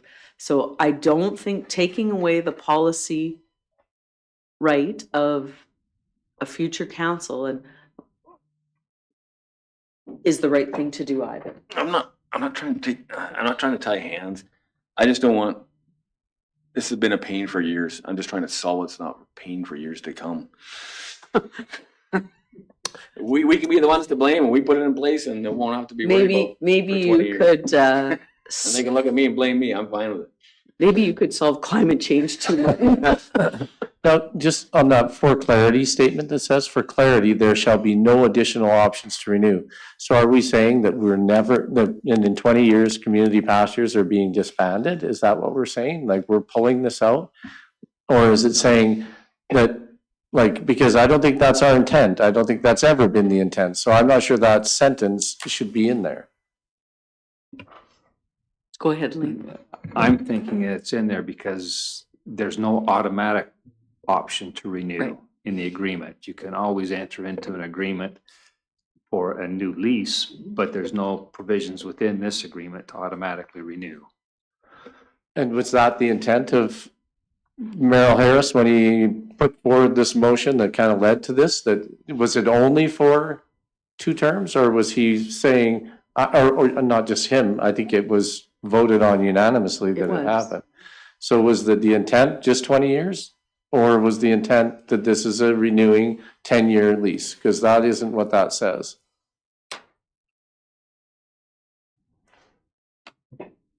Because it could certainly affect what council in 15 years from now starts thinking about, or 16 years from now. Is that, well, this is up, we're gonna, do something else. But if our intent is to keep grazing associations allowed to preserve this grass, then I don't know that we should have that sentence in there. Okay, oh, sorry, John, go ahead. So what you're saying is you don't trust future councils? I thought I understood that the previous council was granting 10-year renewable leases to community pastures. And that isn't what that says. Okay, let's just, so we don't mess this up so much, let's vote on the motion to table. Yep. And then we can continue the discussion, because the motion to table was specific to that 2.5. Because otherwise it's gonna get too messy. Just to be clear on, for tabling, so we table this, the leases just are, everything is done until we get information back on everything on the leases, right? Nothing will come back on anything with leases till this comes back, right? Because it's an amendment to the lease, right? Right, well, So that's, nothing will go out for leases, nothing is. no, just that's why I've paused till asked we for it get to come to May tabled. 26th. Yeah, sure. I don't wanna fool around. Yeah. So the vote to table for a legal opinion brought back at the May 26th meeting. Those in favor? That motion is carried. Okay, so it's 12:24. We can come back to discussing that point that you just brought up, David. But let's take a lunch break now, because we're not done. And I don't want to rush procedural bylaw either. So again, I misjudge that. So we'll recess till 1 o'clock.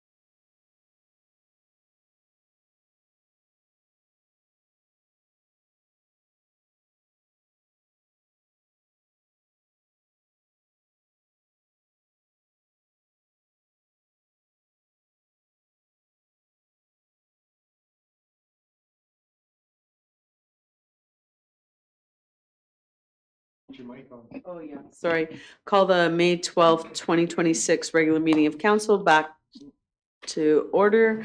We are still dealing with the grazing lease agreement section review. If anyone has anything else they'd like to bring forward, this is the time. David. Just on the, the renewability, the renewal clause, there, I'm not sure if we can find that again. We were just looking at it. 4.1. No, that wasn't it. It was 5 in the 5. Options to Oh, no, renew, there yeah. it is. Just for clarity, there shall be no additional options to renew. I don't think was ever the intent of council unless I'm completely out to lunch. I assume that this is for the community pastures only, that sentence should be taken out. There will be options to renew, but that would be up to the council of the day.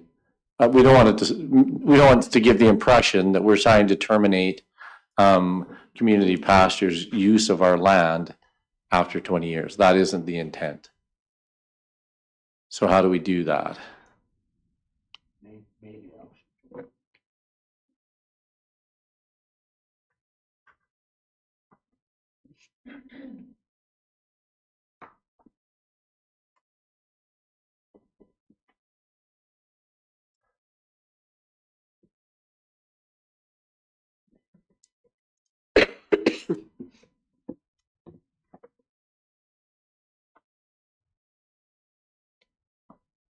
I never understand why my mouse doesn't work on this.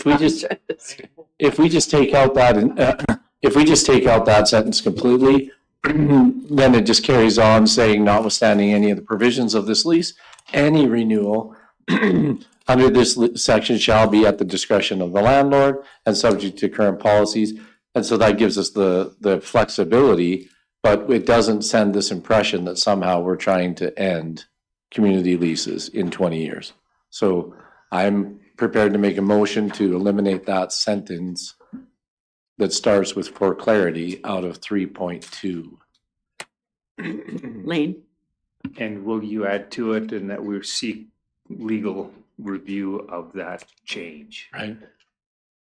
or request legal Right. review?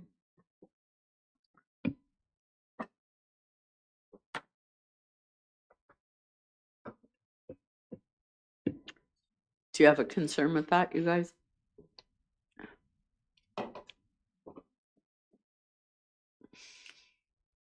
I don't have a concern until the lease is live, so whatever.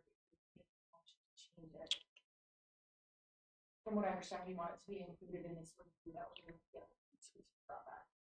I'm fine with that. Yeah. I understand. Yeah, no, that's fine. I did. Yep, perfect. So he'd like to move that in 3.2, remove for clarity, there shall be no addition, 3.2 of the community pasture lease. For clarity, there shall be no additional options to renew. Subject to legal review, right? We want to remove that sentence, subject to legal review.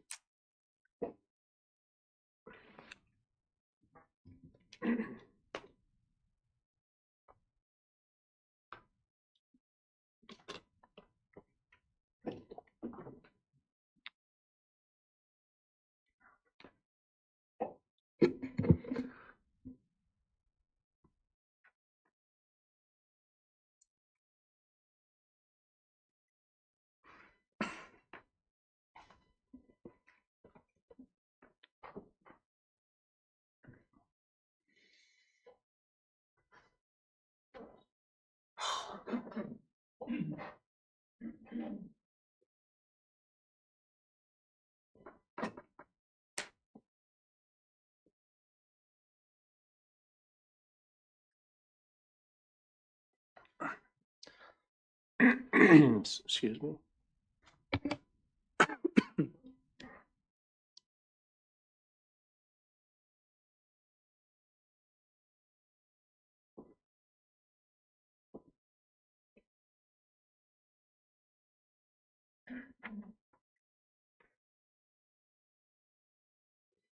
Does that work for you?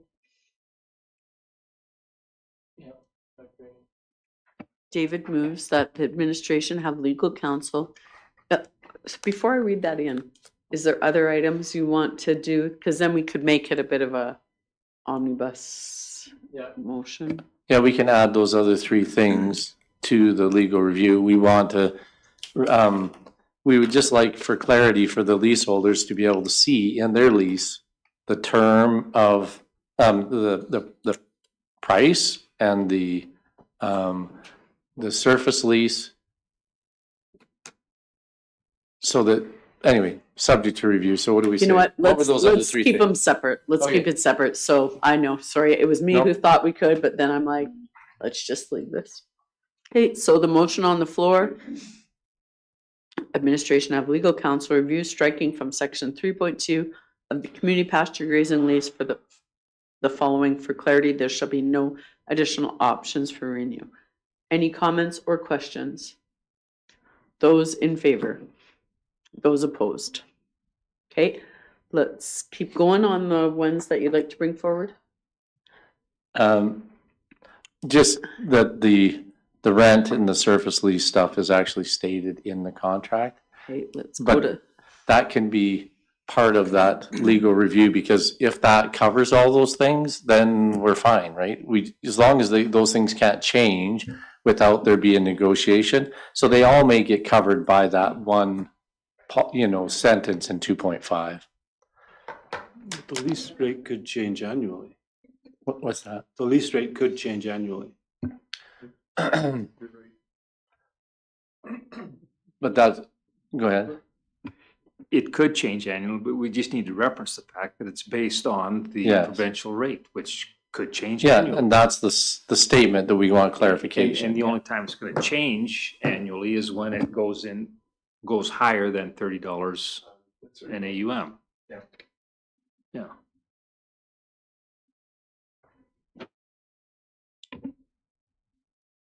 okay, so we should put that into a motion then.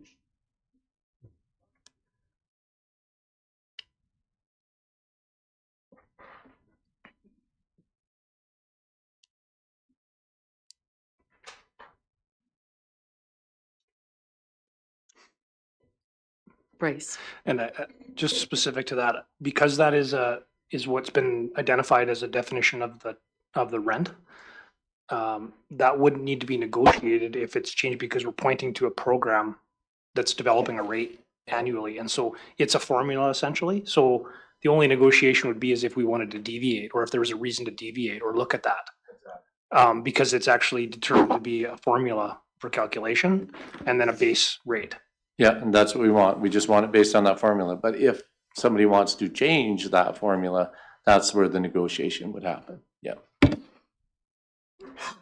And the rent and the surface lease payments, because with that previous resolution, I believe it does speak to it, because we're saying that, because it's saying the terms, if they were to be negotiated, those would be the two items that are in the policy that likely would be part of any discussions for both surface lease and rental rate. Yeah, it's just from legal advice, I would, as a leaseholder, would be more comfortable if it said that in the document, that so that I could see it, and that I know that that can only change if we negotiated a change. But if it's only hidden in the policy and it's not in the lease document at all, it feels, anyway, legal, that's what we want to know. Is it okay that we state it in there and that it could, or does it have to stay in policy only? Because the leaseholders would like it to be in their document. And then that 25 or 2.5 states how the only way that those things could be changed. And the tendered ones would have to remain blank, because we wouldn't know what the rate is. We're really trying to address community pastures here. Yeah.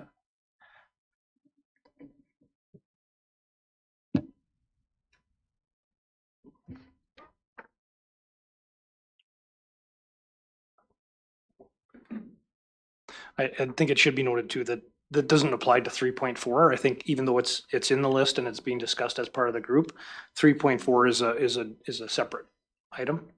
it's not a rate per se, it's an alternate use clause. And so it wouldn't be part of the.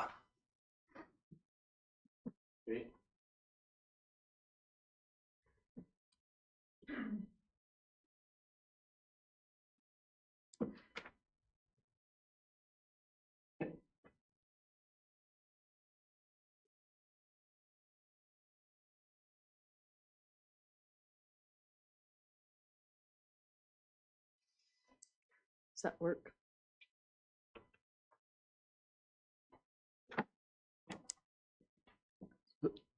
That works for me.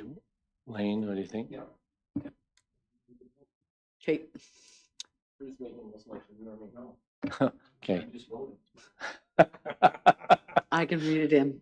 Yeah. David moves that administration have legal counsel review adding the rental rate amounts and the term length into the leases. Any further comments? Oh, well, and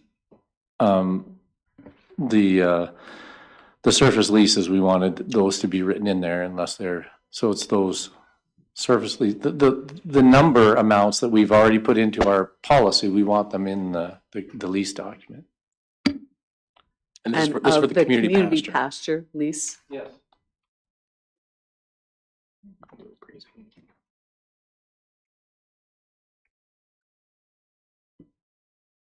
I always think it's important to state it why you're not going to vote in favor. And the only reason I'm not voting in favor is I feel it's reflected in the policy. So the motion is administration have legal counsel review adding the rental rates, surface lease amounts, and term length into the community pasture grazing leases. Call the vote. Those in favor? Those opposed? That motion is carried. Anything else on the great community pasture grazing lease? So anything else on tender grazing lease or transitional grazing lease?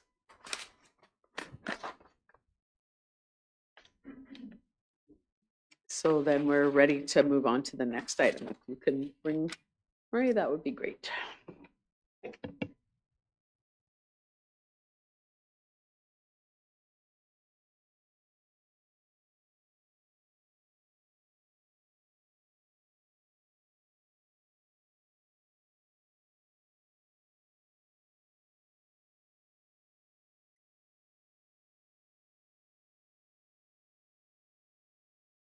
We're going to move on. Request for decision non-bylaw, the JUPA agreement. I tried to understand this. I can't remember ever doing it. Turn it over to administration.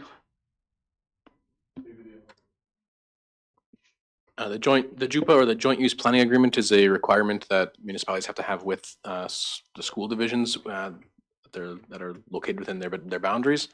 There's an area that Corporate Community Services has worked on, so I'll pass this over to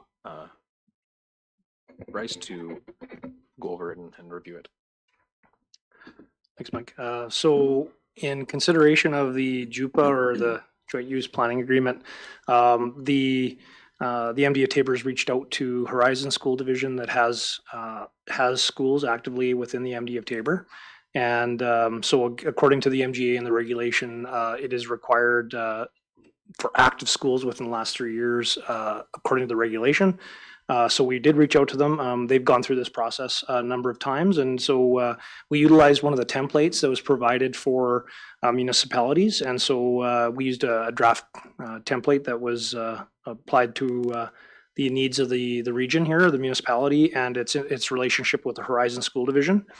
In reaching out to them, we've developed an understanding of the needs of the school division with regards to entering into a JUPA agreement, if I use that term today. So they've shared with us some of the details that are provided in the actual request for decision with regards to they're currently under capacity, so there isn't any communicated needs as far as new schools or advance or enhancements to the current school or upgrades to the current schools that's been shared. They do believe that any of the short-term needs they have will fit within the footprint of their existing school lands. So there's some details in the request for decision specific to, you know, definitions around what does the agreement pertain to, and that is with regards to municipal reserve, school reserve, or municipal and school reserve lands. And the Horizon School Division is the only school division that the MDA Tabor has pursued an agreement with. And there's a couple of details that have been provided around what the expectations of the agreement are. There's a 10-year agreement review cycle that's been identified, and this is a legislative, it's 2036 would be the next full review. Every 4 years, an operating committee will get together, and that includes the CAO and the superintendent and or designates. And they will be getting together to talk about the agreement and what kind of common interests there are for facilities and lands and their plans. And that'll be intended to help have those ongoing discussions as part of the joint use agreement. I did provide, we've communicated with the Horizon School Division superintendent. The Horizon School Division has already reviewed the agreement, and so they have already proceeded with signing the agreement on their end. And we're certainly here to take any questions from the MDA Tabor and Council with regards to entering into the JUPA agreement.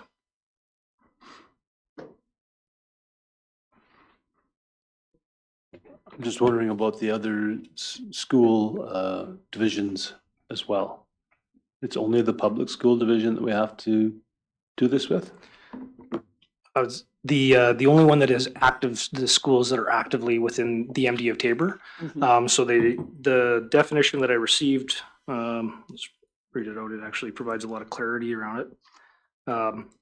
Is that based on the MGA and the regulation, that we are not required to enter into with a school division or school board that does not actively have a school within or physical schools located within the municipal boundaries within our jurisdiction. And so they have to be, let me just get this right here, within the last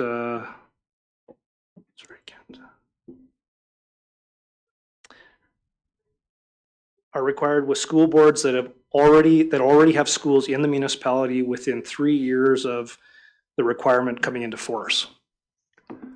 So I guess my question is more around some of these alternative schools, we want to call them that. So Tween Valley is one of them. Are those also under the jurisdiction of Horizon? I was.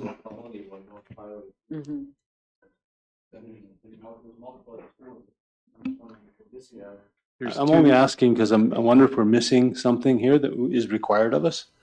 I was just curious, that's all. I'm not saying that administration's done anything wrong. I just don't know. I don't know if we're missing something here. That's all. Yeah, we certainly can look into that depth of whether or not those are private or different entities that are still fall within the legislation. I did take a look at ownership in that to make sure that there was no school boards, because that's specific to what the legislation speaks to. But we certainly can have that investigate or inquiry. Sorry.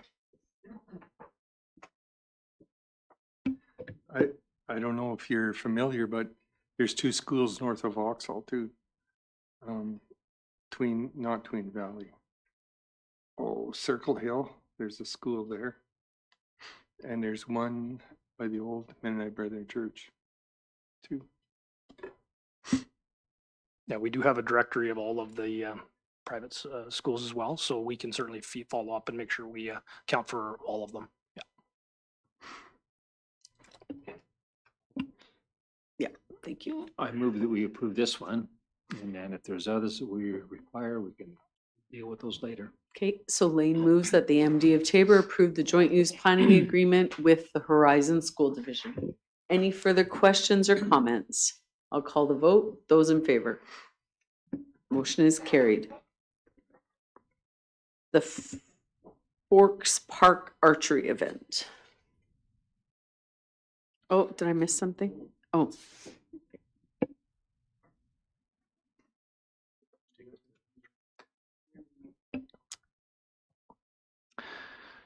Okay, yeah, so in front of us today, we have had similar requests in the past couple of years, actually. So 2024 and 2025, there have been some events held down at the Grand Forks Park. The same entity is requesting. They have some different different representation on their board, but certainly through the Tabor Archers and through the Bull Hunters, they have requested to utilize the Grand Forks Park for an event in July 11th and 12th. They have shared with us that their past events have been a success from their perspective, and we've encouraged them to continue to cooperate and reach out to the local landowners and to take feedback along the way from those that are out there, and also those that are landowners and such that interact with them out during their events. We've requested that they do that for this event as well as part of any approvals, and that there would be a temporary field approval that would be required for the provincial recreation lease that the MDA of Tabor holds with the province or the Crown. So it's there is a requirement for that, and these are very similar requirements that we've had in the past two events. Some really clear requirements around safety that have been emphasized throughout the process, just around the fact that there are still public at the park and utilizing the river and accessing the river, and that it needs to be a safe environment. And also that they have some food services being offered down there. So just trying to list out, as many of the contributing factors for the event. And of course, like any event in the MDA of Tabor, that there's benefit of having our partnerships involved, like the RCMP and Tabor Police Services through their Regional Community Standards Unit, just to participate and help support the event as well. So that is something that we've done in the past. Again, if the desire of council is to go ahead with providing approval.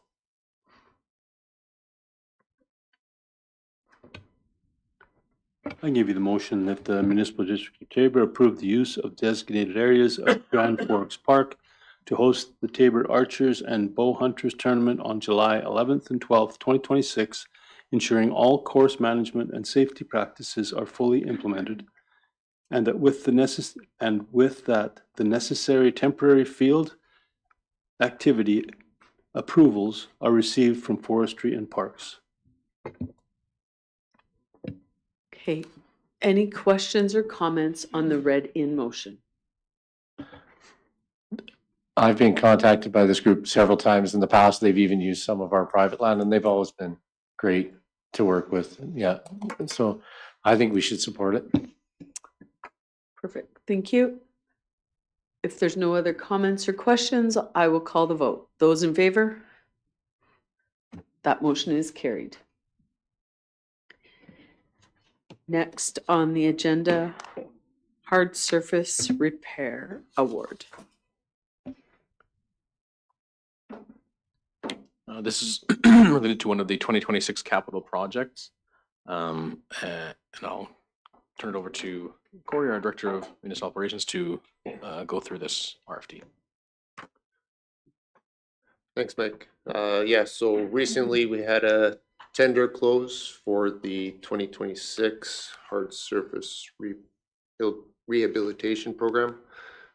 We received 4 quotes. Brooks Asphalt was the low bidder on that, and that's who we're proposing to go with. We've worked with them in the past and had good results with them. So. Okay. If no one has any questions, I would look for a motion. I can move that the MDA Tabor Council approve awarding the contract to Brooks Asphalt and Aggregate Limited for $589,300 in order to complete the 2026 hard surface road rehabilitation. Thank you. Any questions on the read-in motion? Seeing none, I will call the vote. Those in favor? That motion is carried. Just additional information. Yes. Is this multiple small locations? Okay. And yes, I can confirm that the bumpy bridge is now a smooth bridge. Nice. Okay, May 2026 Committee of the Whole cancellation. I would be glad to do that. Okay, everyone's read it. Deputy Reeve Johnson moves that the MD of Tabor cancel the committee of the whole meeting schedule for May 19th, 2026. Any questions? Seeing none, I'll call the vote. Those in favor. Motion is carried. Next item is the procedural bylaw. We have had first reading, and I have a couple of questions that are in shared notes. So I'll just run through those, and then I'll turn them over to anyone else who has questions. So, and maybe some of them are just my own lack of ability. So on lunches, do we need to identify a specified time, or can we reconvene with a mutual decision? And is that addressed with time of adjournment in 2.4?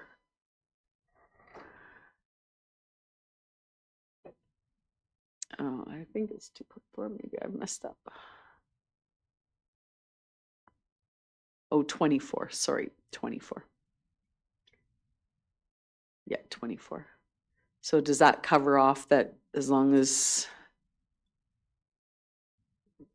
right, if we wanted to have an hour break or a half an hour break, does it cover it off?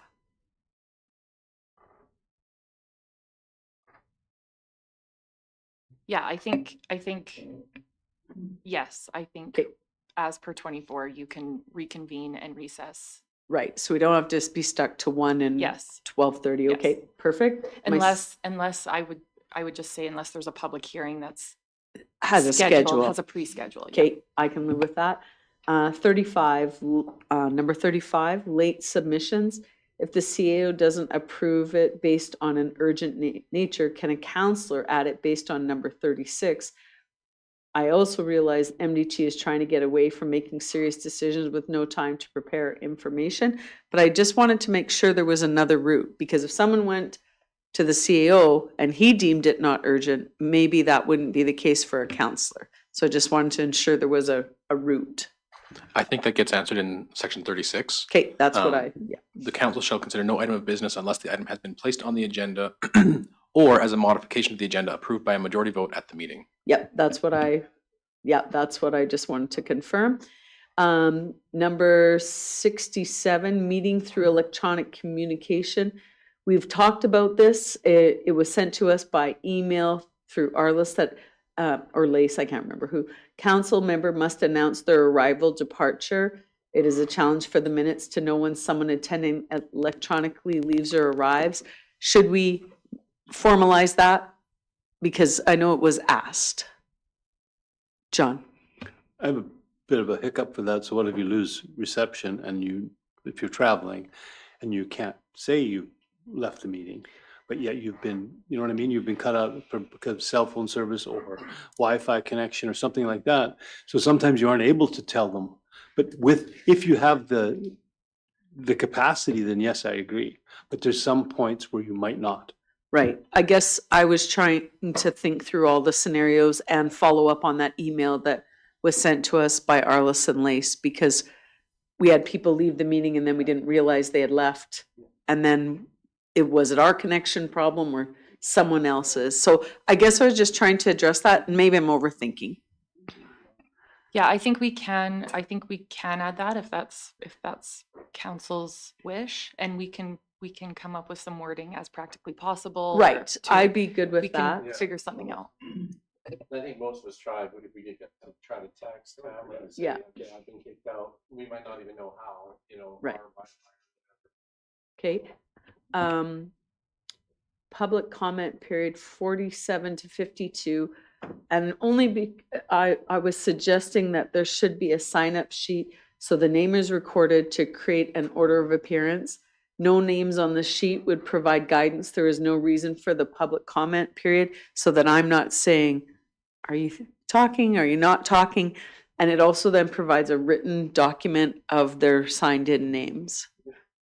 So how then would that somebody that's online be able to participate in that process? I would, yeah, I guess we would have to have a notation. I know there's all these extras, but I don't want to miss people, but I also don't want to, it's very overwhelming to sit here and go, I'll pick you first and pick you first. So since that last time where we had the whole chambers filled, then I'm trying to be, you arrive first, you arrive second, and maybe that's not fair, but if your names are signed in, it's the most fair that I can figure out. So you just have a sign-in form here. Yeah, if you want to address council in whatever it says, 2 to 4 minutes, that's your spot.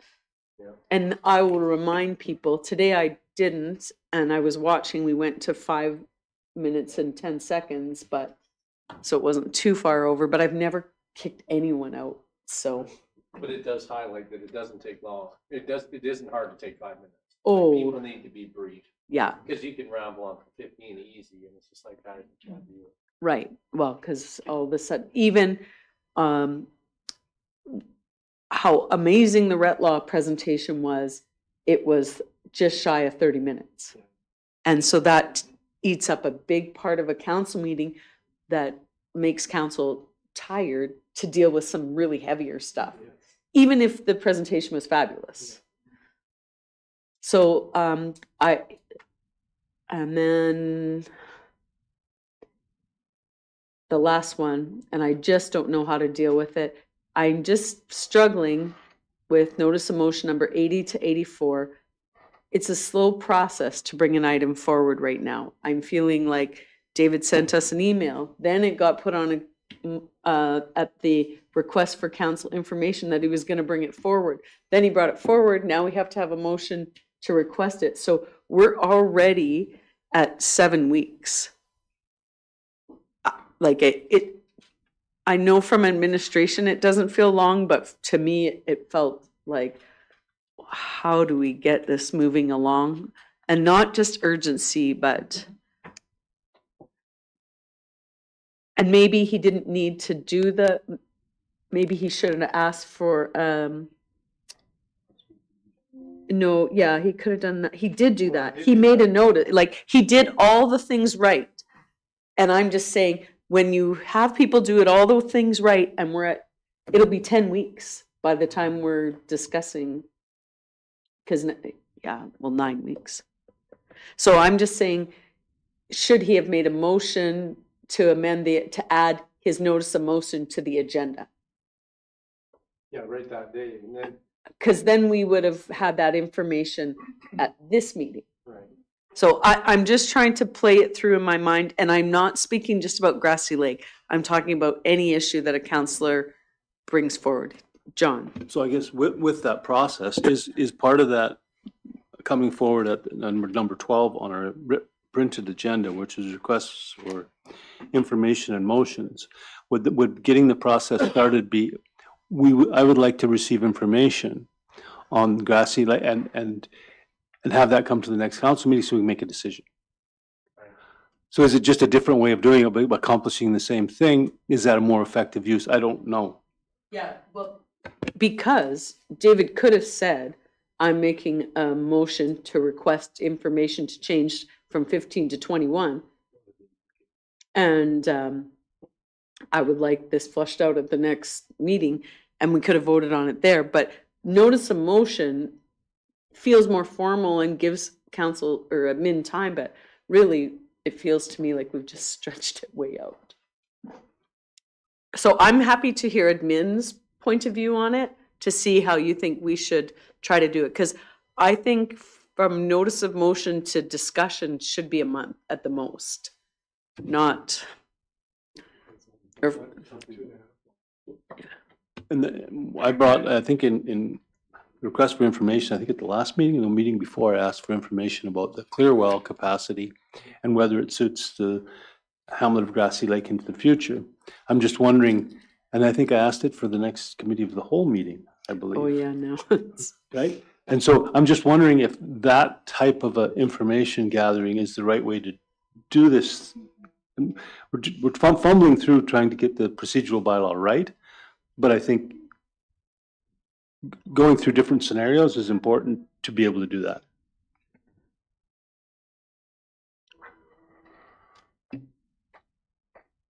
Yes, so again, I will say that the notice of motion process does not prohibit council from making motions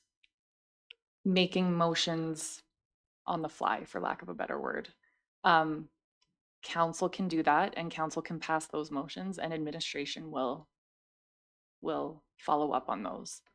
It's just noting that that notice of motion is best practice, not only for administration to be able to offer the best information to you, but also giving the public, being transparent to the public so that they, and to your other members of council.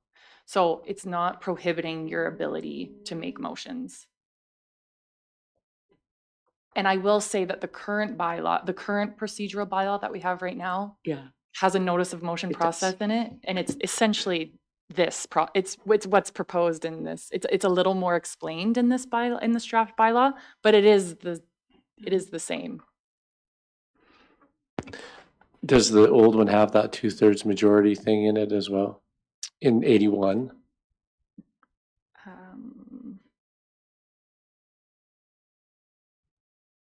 It's very short. So the notice of motion process in the current bylaw is 2 lines. A notice of motion and the substance thereof may be in writing and shall be presented at a regular meeting of council. Upon receipt of such a notice of motion and request, the CAO shall discuss the notice of motion with the reeve, who then shall put it on the next regular meeting of council. But on 81, if you had brought us a notice of motion, if 2/3 agreed, we could debate it right then. Is that what this is saying? Yes, and section 3 also gives you that ability Right. of this bylaw, which essentially says that council can make any decision they want, with the exception of the provisions that were outlined. I don't know if Mike wants to go to section 3, but it allows you to navigate the procedures and processes however you want at the time. So if you feel an item doesn't maybe necessarily, and I hate to do this because this isn't my realm, but if you feel a item maybe doesn't need as much discussion as others, then council can make that decision.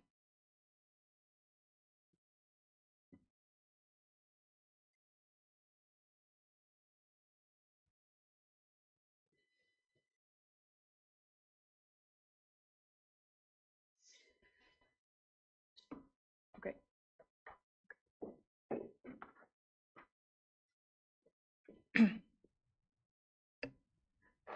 Okay, so it is a little bit, I guess the answer is we can do what we want.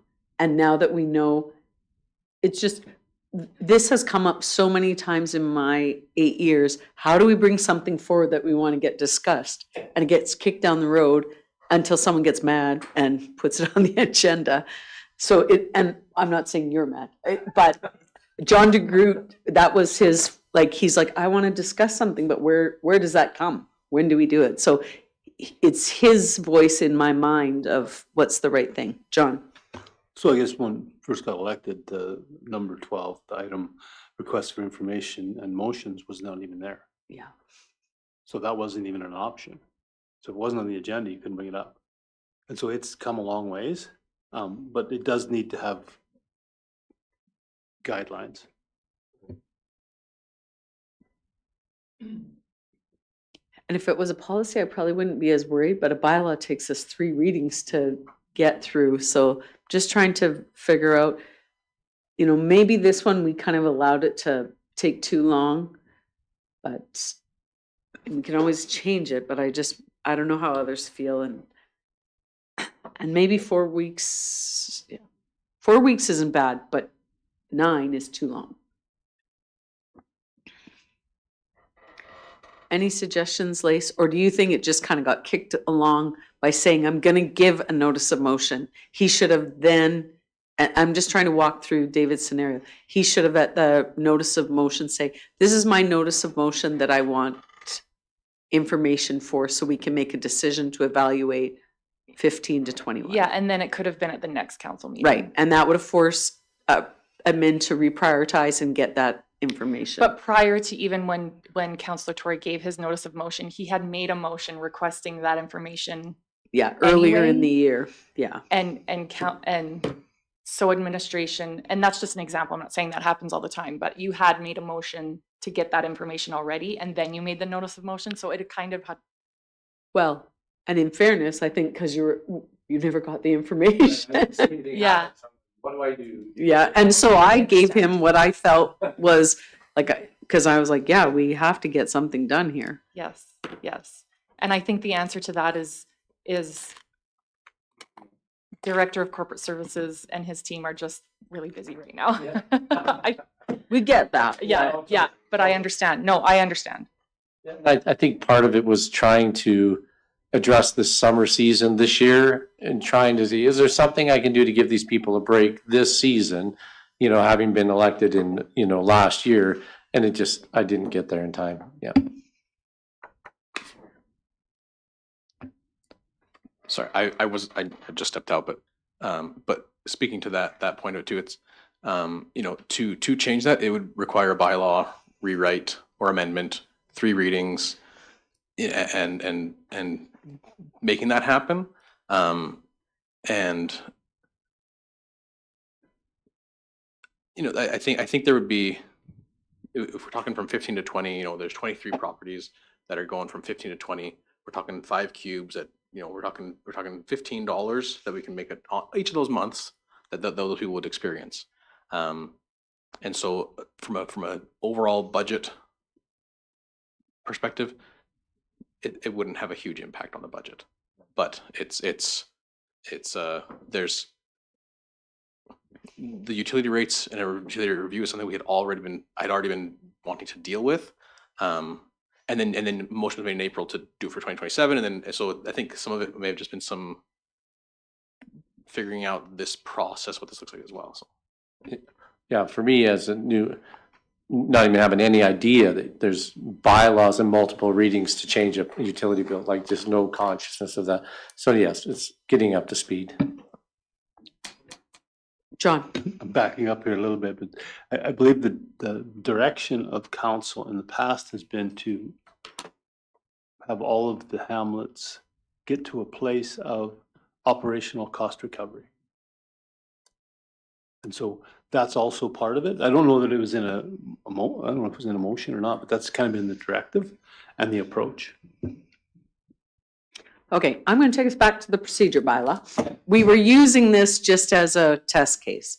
So I have brought forward, I'm going to make if I or someone else makes a motion, I'm going to request that number 67 include a counselor who is attending online, advise when possible. And again, I would look for bylaw wording. Advise when possible their arrival and departure from the meeting. And number 2, that a sign-up sheet for the public, for the call for people to speak, people are to add their name either in person or request online, and that be the order used. Just so no one's questioning that I picked people in a strategic order, because someone accused me of that. And I was like, well, you must think I'm much smarter than I, because I didn't. Haven't people got better things? I don't know, Ernie. They must think you're very strategic. Oh, yeah. I'm like, too much credit you're giving me. Okay, so those are my concerns. So I'm sorry I monopolized this, but other people, have you any other concerns about the procedural bylaw? Yes. Article 12. Okay. If we can go back to that. So this deals with appointments to various committees that are reviewed during the annual organizational meeting.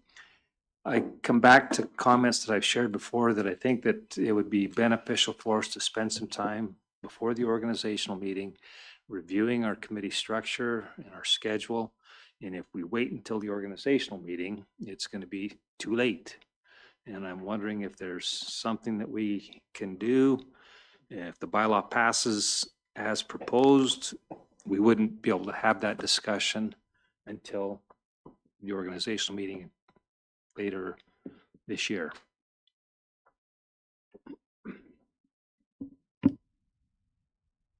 I understand correctly, the committees are not part of the bylaw. We actually had a separate motion when we've reviewed committees.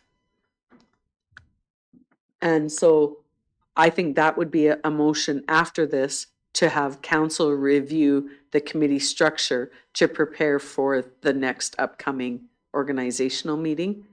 I think that would suffice, because I don't think this binds us to a list. I'm looking at Lace just for verification. Yeah, there is a policy that guides the committees and the appointments of committees. So yes, council can review that policy annually prior to the organizational meeting. That could be Right, so something, that yeah. could be a motion Much- Deputy Reeve makes to review that said policy. So in this one, there still is a little bit of word duplication there. Okay. So all committees and other bodies that council is entitled to appoint representatives. So you've just got probably eliminate the of which council.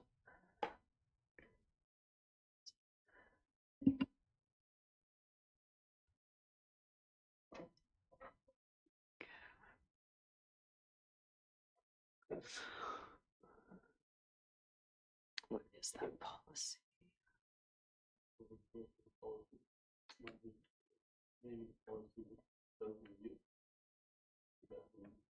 Not in the bylaw, but I'm gonna try and find it. No, because policies can, so my reason for not agreeing with that is policies can change and the number can change. So I always worry that when you put.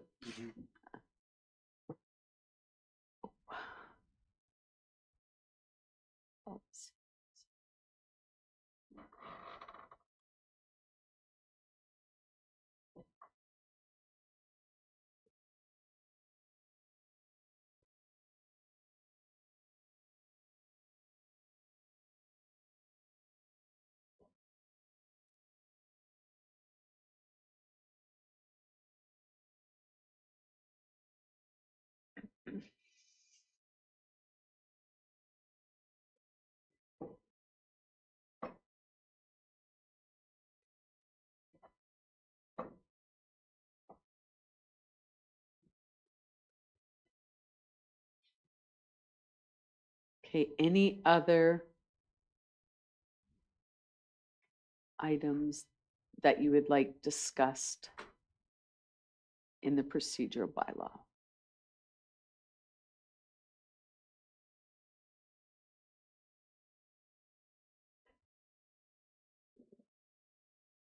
Hearing none,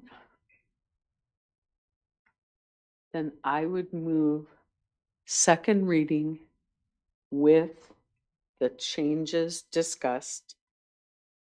Number 67, council members advise when they arrive or leave if they're attending by electronic means. You'll fix that, please. And in number, oh, I just took that off my screen, but and the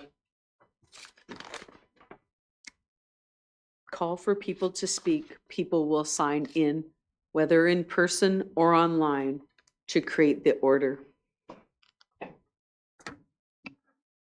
Just when we get it for third reading, if these were kind of changes, just so that Marty can see what we changed today, as long as that we point out what we did, because we kind of told him in the hallway, we won't do anything too dramatic, but just so he can see what we changed.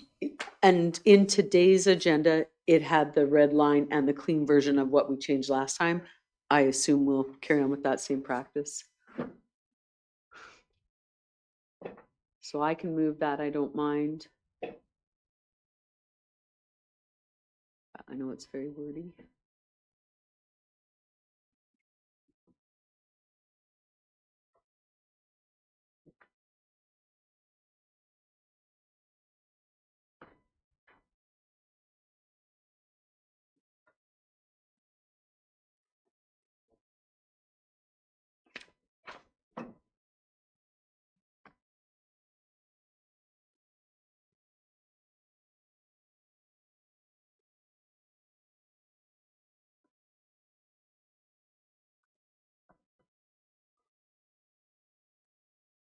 Okay.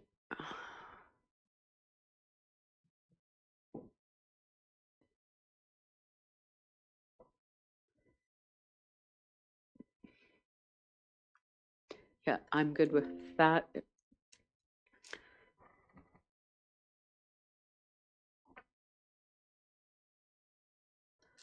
Okay, any comments on second reading with the changes that were made on the clean copy and then these two amendments? Seeing none, this is the second reading. Call the vote. Those in favor? That is passed. Consent agenda, we didn't have any.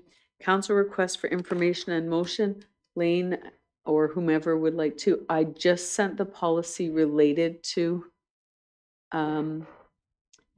organizational meeting election of council boards. I think we should make a motion that this be reviewed. Yeah, during a committee of the whole meeting, but not the one that we just canceled. No, but I don't know what month, but like long before October, like maybe like a summer meeting. Or a summer meeting.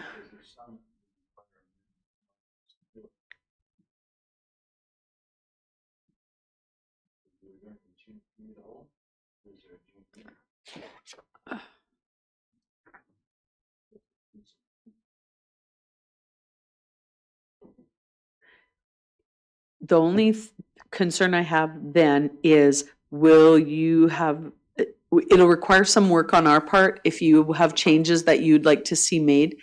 I'd almost think that this is a bit of this is your notice of motion that you have proposed changes for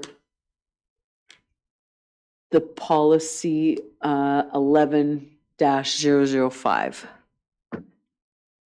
to be brought forward for discussion at committee of the whole. Not that you're going to bring it forward, but that you'll have some things put together in writing, and maybe we'll advise everybody to have a look at it. Because I'm not quite sure which direction you're going, and so then if we all can be ready. I have Yep. two kind of related issues for the kind of started by the rec board in Grassy Lake, and maybe it's an easy answer. If they want more gravel in the parking lot of the hall, and the rec board is kind of, do they have to get special permission from the MD, or can we just bring in gravel and level it in that parking lot for the hall, like the rec board, like? Let's just do one at a time. So Lane's going to bring forward discussion, so a motion. Lane moves that at the June committee of the whole, we'll begin discussion on a review of 11-005 policy. Okay, perfect. Sorry, I just No, want to no. get this done. Yeah. It's okay. So any comments on that? Those in favor? That motion's carried. We're not looking for admin to do the work. Even between Lane and I, we could maybe pull something together. Okay, and now David, your request for information is on rec board gravel. So we'll look to admin how you'd like that addressed, or if there's a mechanism. I think the rec board should reach out to the Director of Community Services, and we can take that within. I guess I'm just wondering if volunteers can just take care of it, so you don't have to worry about it. We have gravel, we have the machinery, it's a parking lot by the hall, or does that stuff all have to be approved and measured? Like, we were just gonna put some more gravel and spread it and not wanna bother the MD about it at all. But I don't wanna get in trouble, that's the issue. You don't want to put in trouble, just don't say The only issue with having other people do the work on our lands is if we have a parking lot, for example, that parking lot, we've worked hard to get the drainage to function properly. Yes, for sure. We don't want someone messing that up, so we should be the ones to. Okay, I'll tell them that. Related to that, and in the same meeting, everybody complained about our mailboxes in Grassy.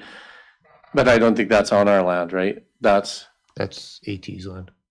I think we should, so let's deal with one. So you're gonna deal with the, rec board will Yep. do a request. Yeah. I think we need to make a motion that we connect with Alberta Transportation and Economic Corridors on the concern we have with the road in front of the Grassy Lake mailboxes. Yeah. because we're tempted to do the same thing, just go in at night and put in a load of gravel there. And just so there's not potholes and mud holes, Are you but a we don't want to farmer? mess with, on camera, on camera. Yeah, I'm kidding. Anyway, so that's why we want to find out the right way to do it. Let's make a motion to connect with, Counselor Tory moves that MD, direct administration to discuss, do you know that road? Well, it's right on Highway 3, but I Okay. The Highway 3 service road in front of the Canada Post mailboxes. It's a mess all the time. So. Okay. Okay, so all those in favor of admin reaching out to ATEC? Motion is carried. We're being so formal and now I feel like I'm just like, John. With the gravel request by the community hall, I thought that was part of the communication with our rec boards and people in the community that we were going to use. I thought it was the Hamlet foreman to bring them concerns forward, or is that supposed to come to Public Works or through the CAO? I'm just not sure of the process, not just for Grassy Lake, but for all the hamlets. I thought we were coming up with a process that would be easier for the volunteers to access any in-kind stuff they might like to receive.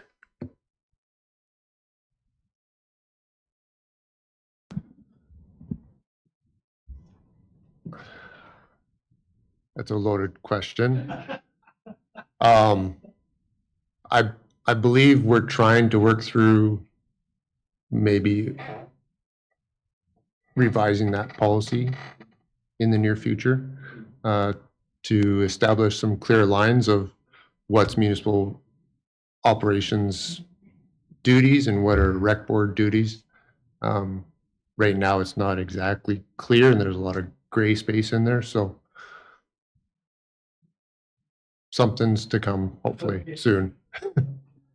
Can I just submit the request for gravel and then you guys fight it out, like just so that I don't have to go back? Did they just ask you that? Because they've asked me, we were literally there like about a month ago and regraded the parking lot because they asked for gravel. And we went there and said, you don't need gravel. So yes, it's been, yeah, it was at a meeting around the end of March, so maybe you've done it. Okay, yeah, because. Oh, you guys are good. You're welcome. Murray Ernie Lane, do you have a request? I'm not asking the other two. Okay. All right. I don't think we have anything in closed session. No, so therefore no resolutions. Anything from Mike or, all right, go ahead.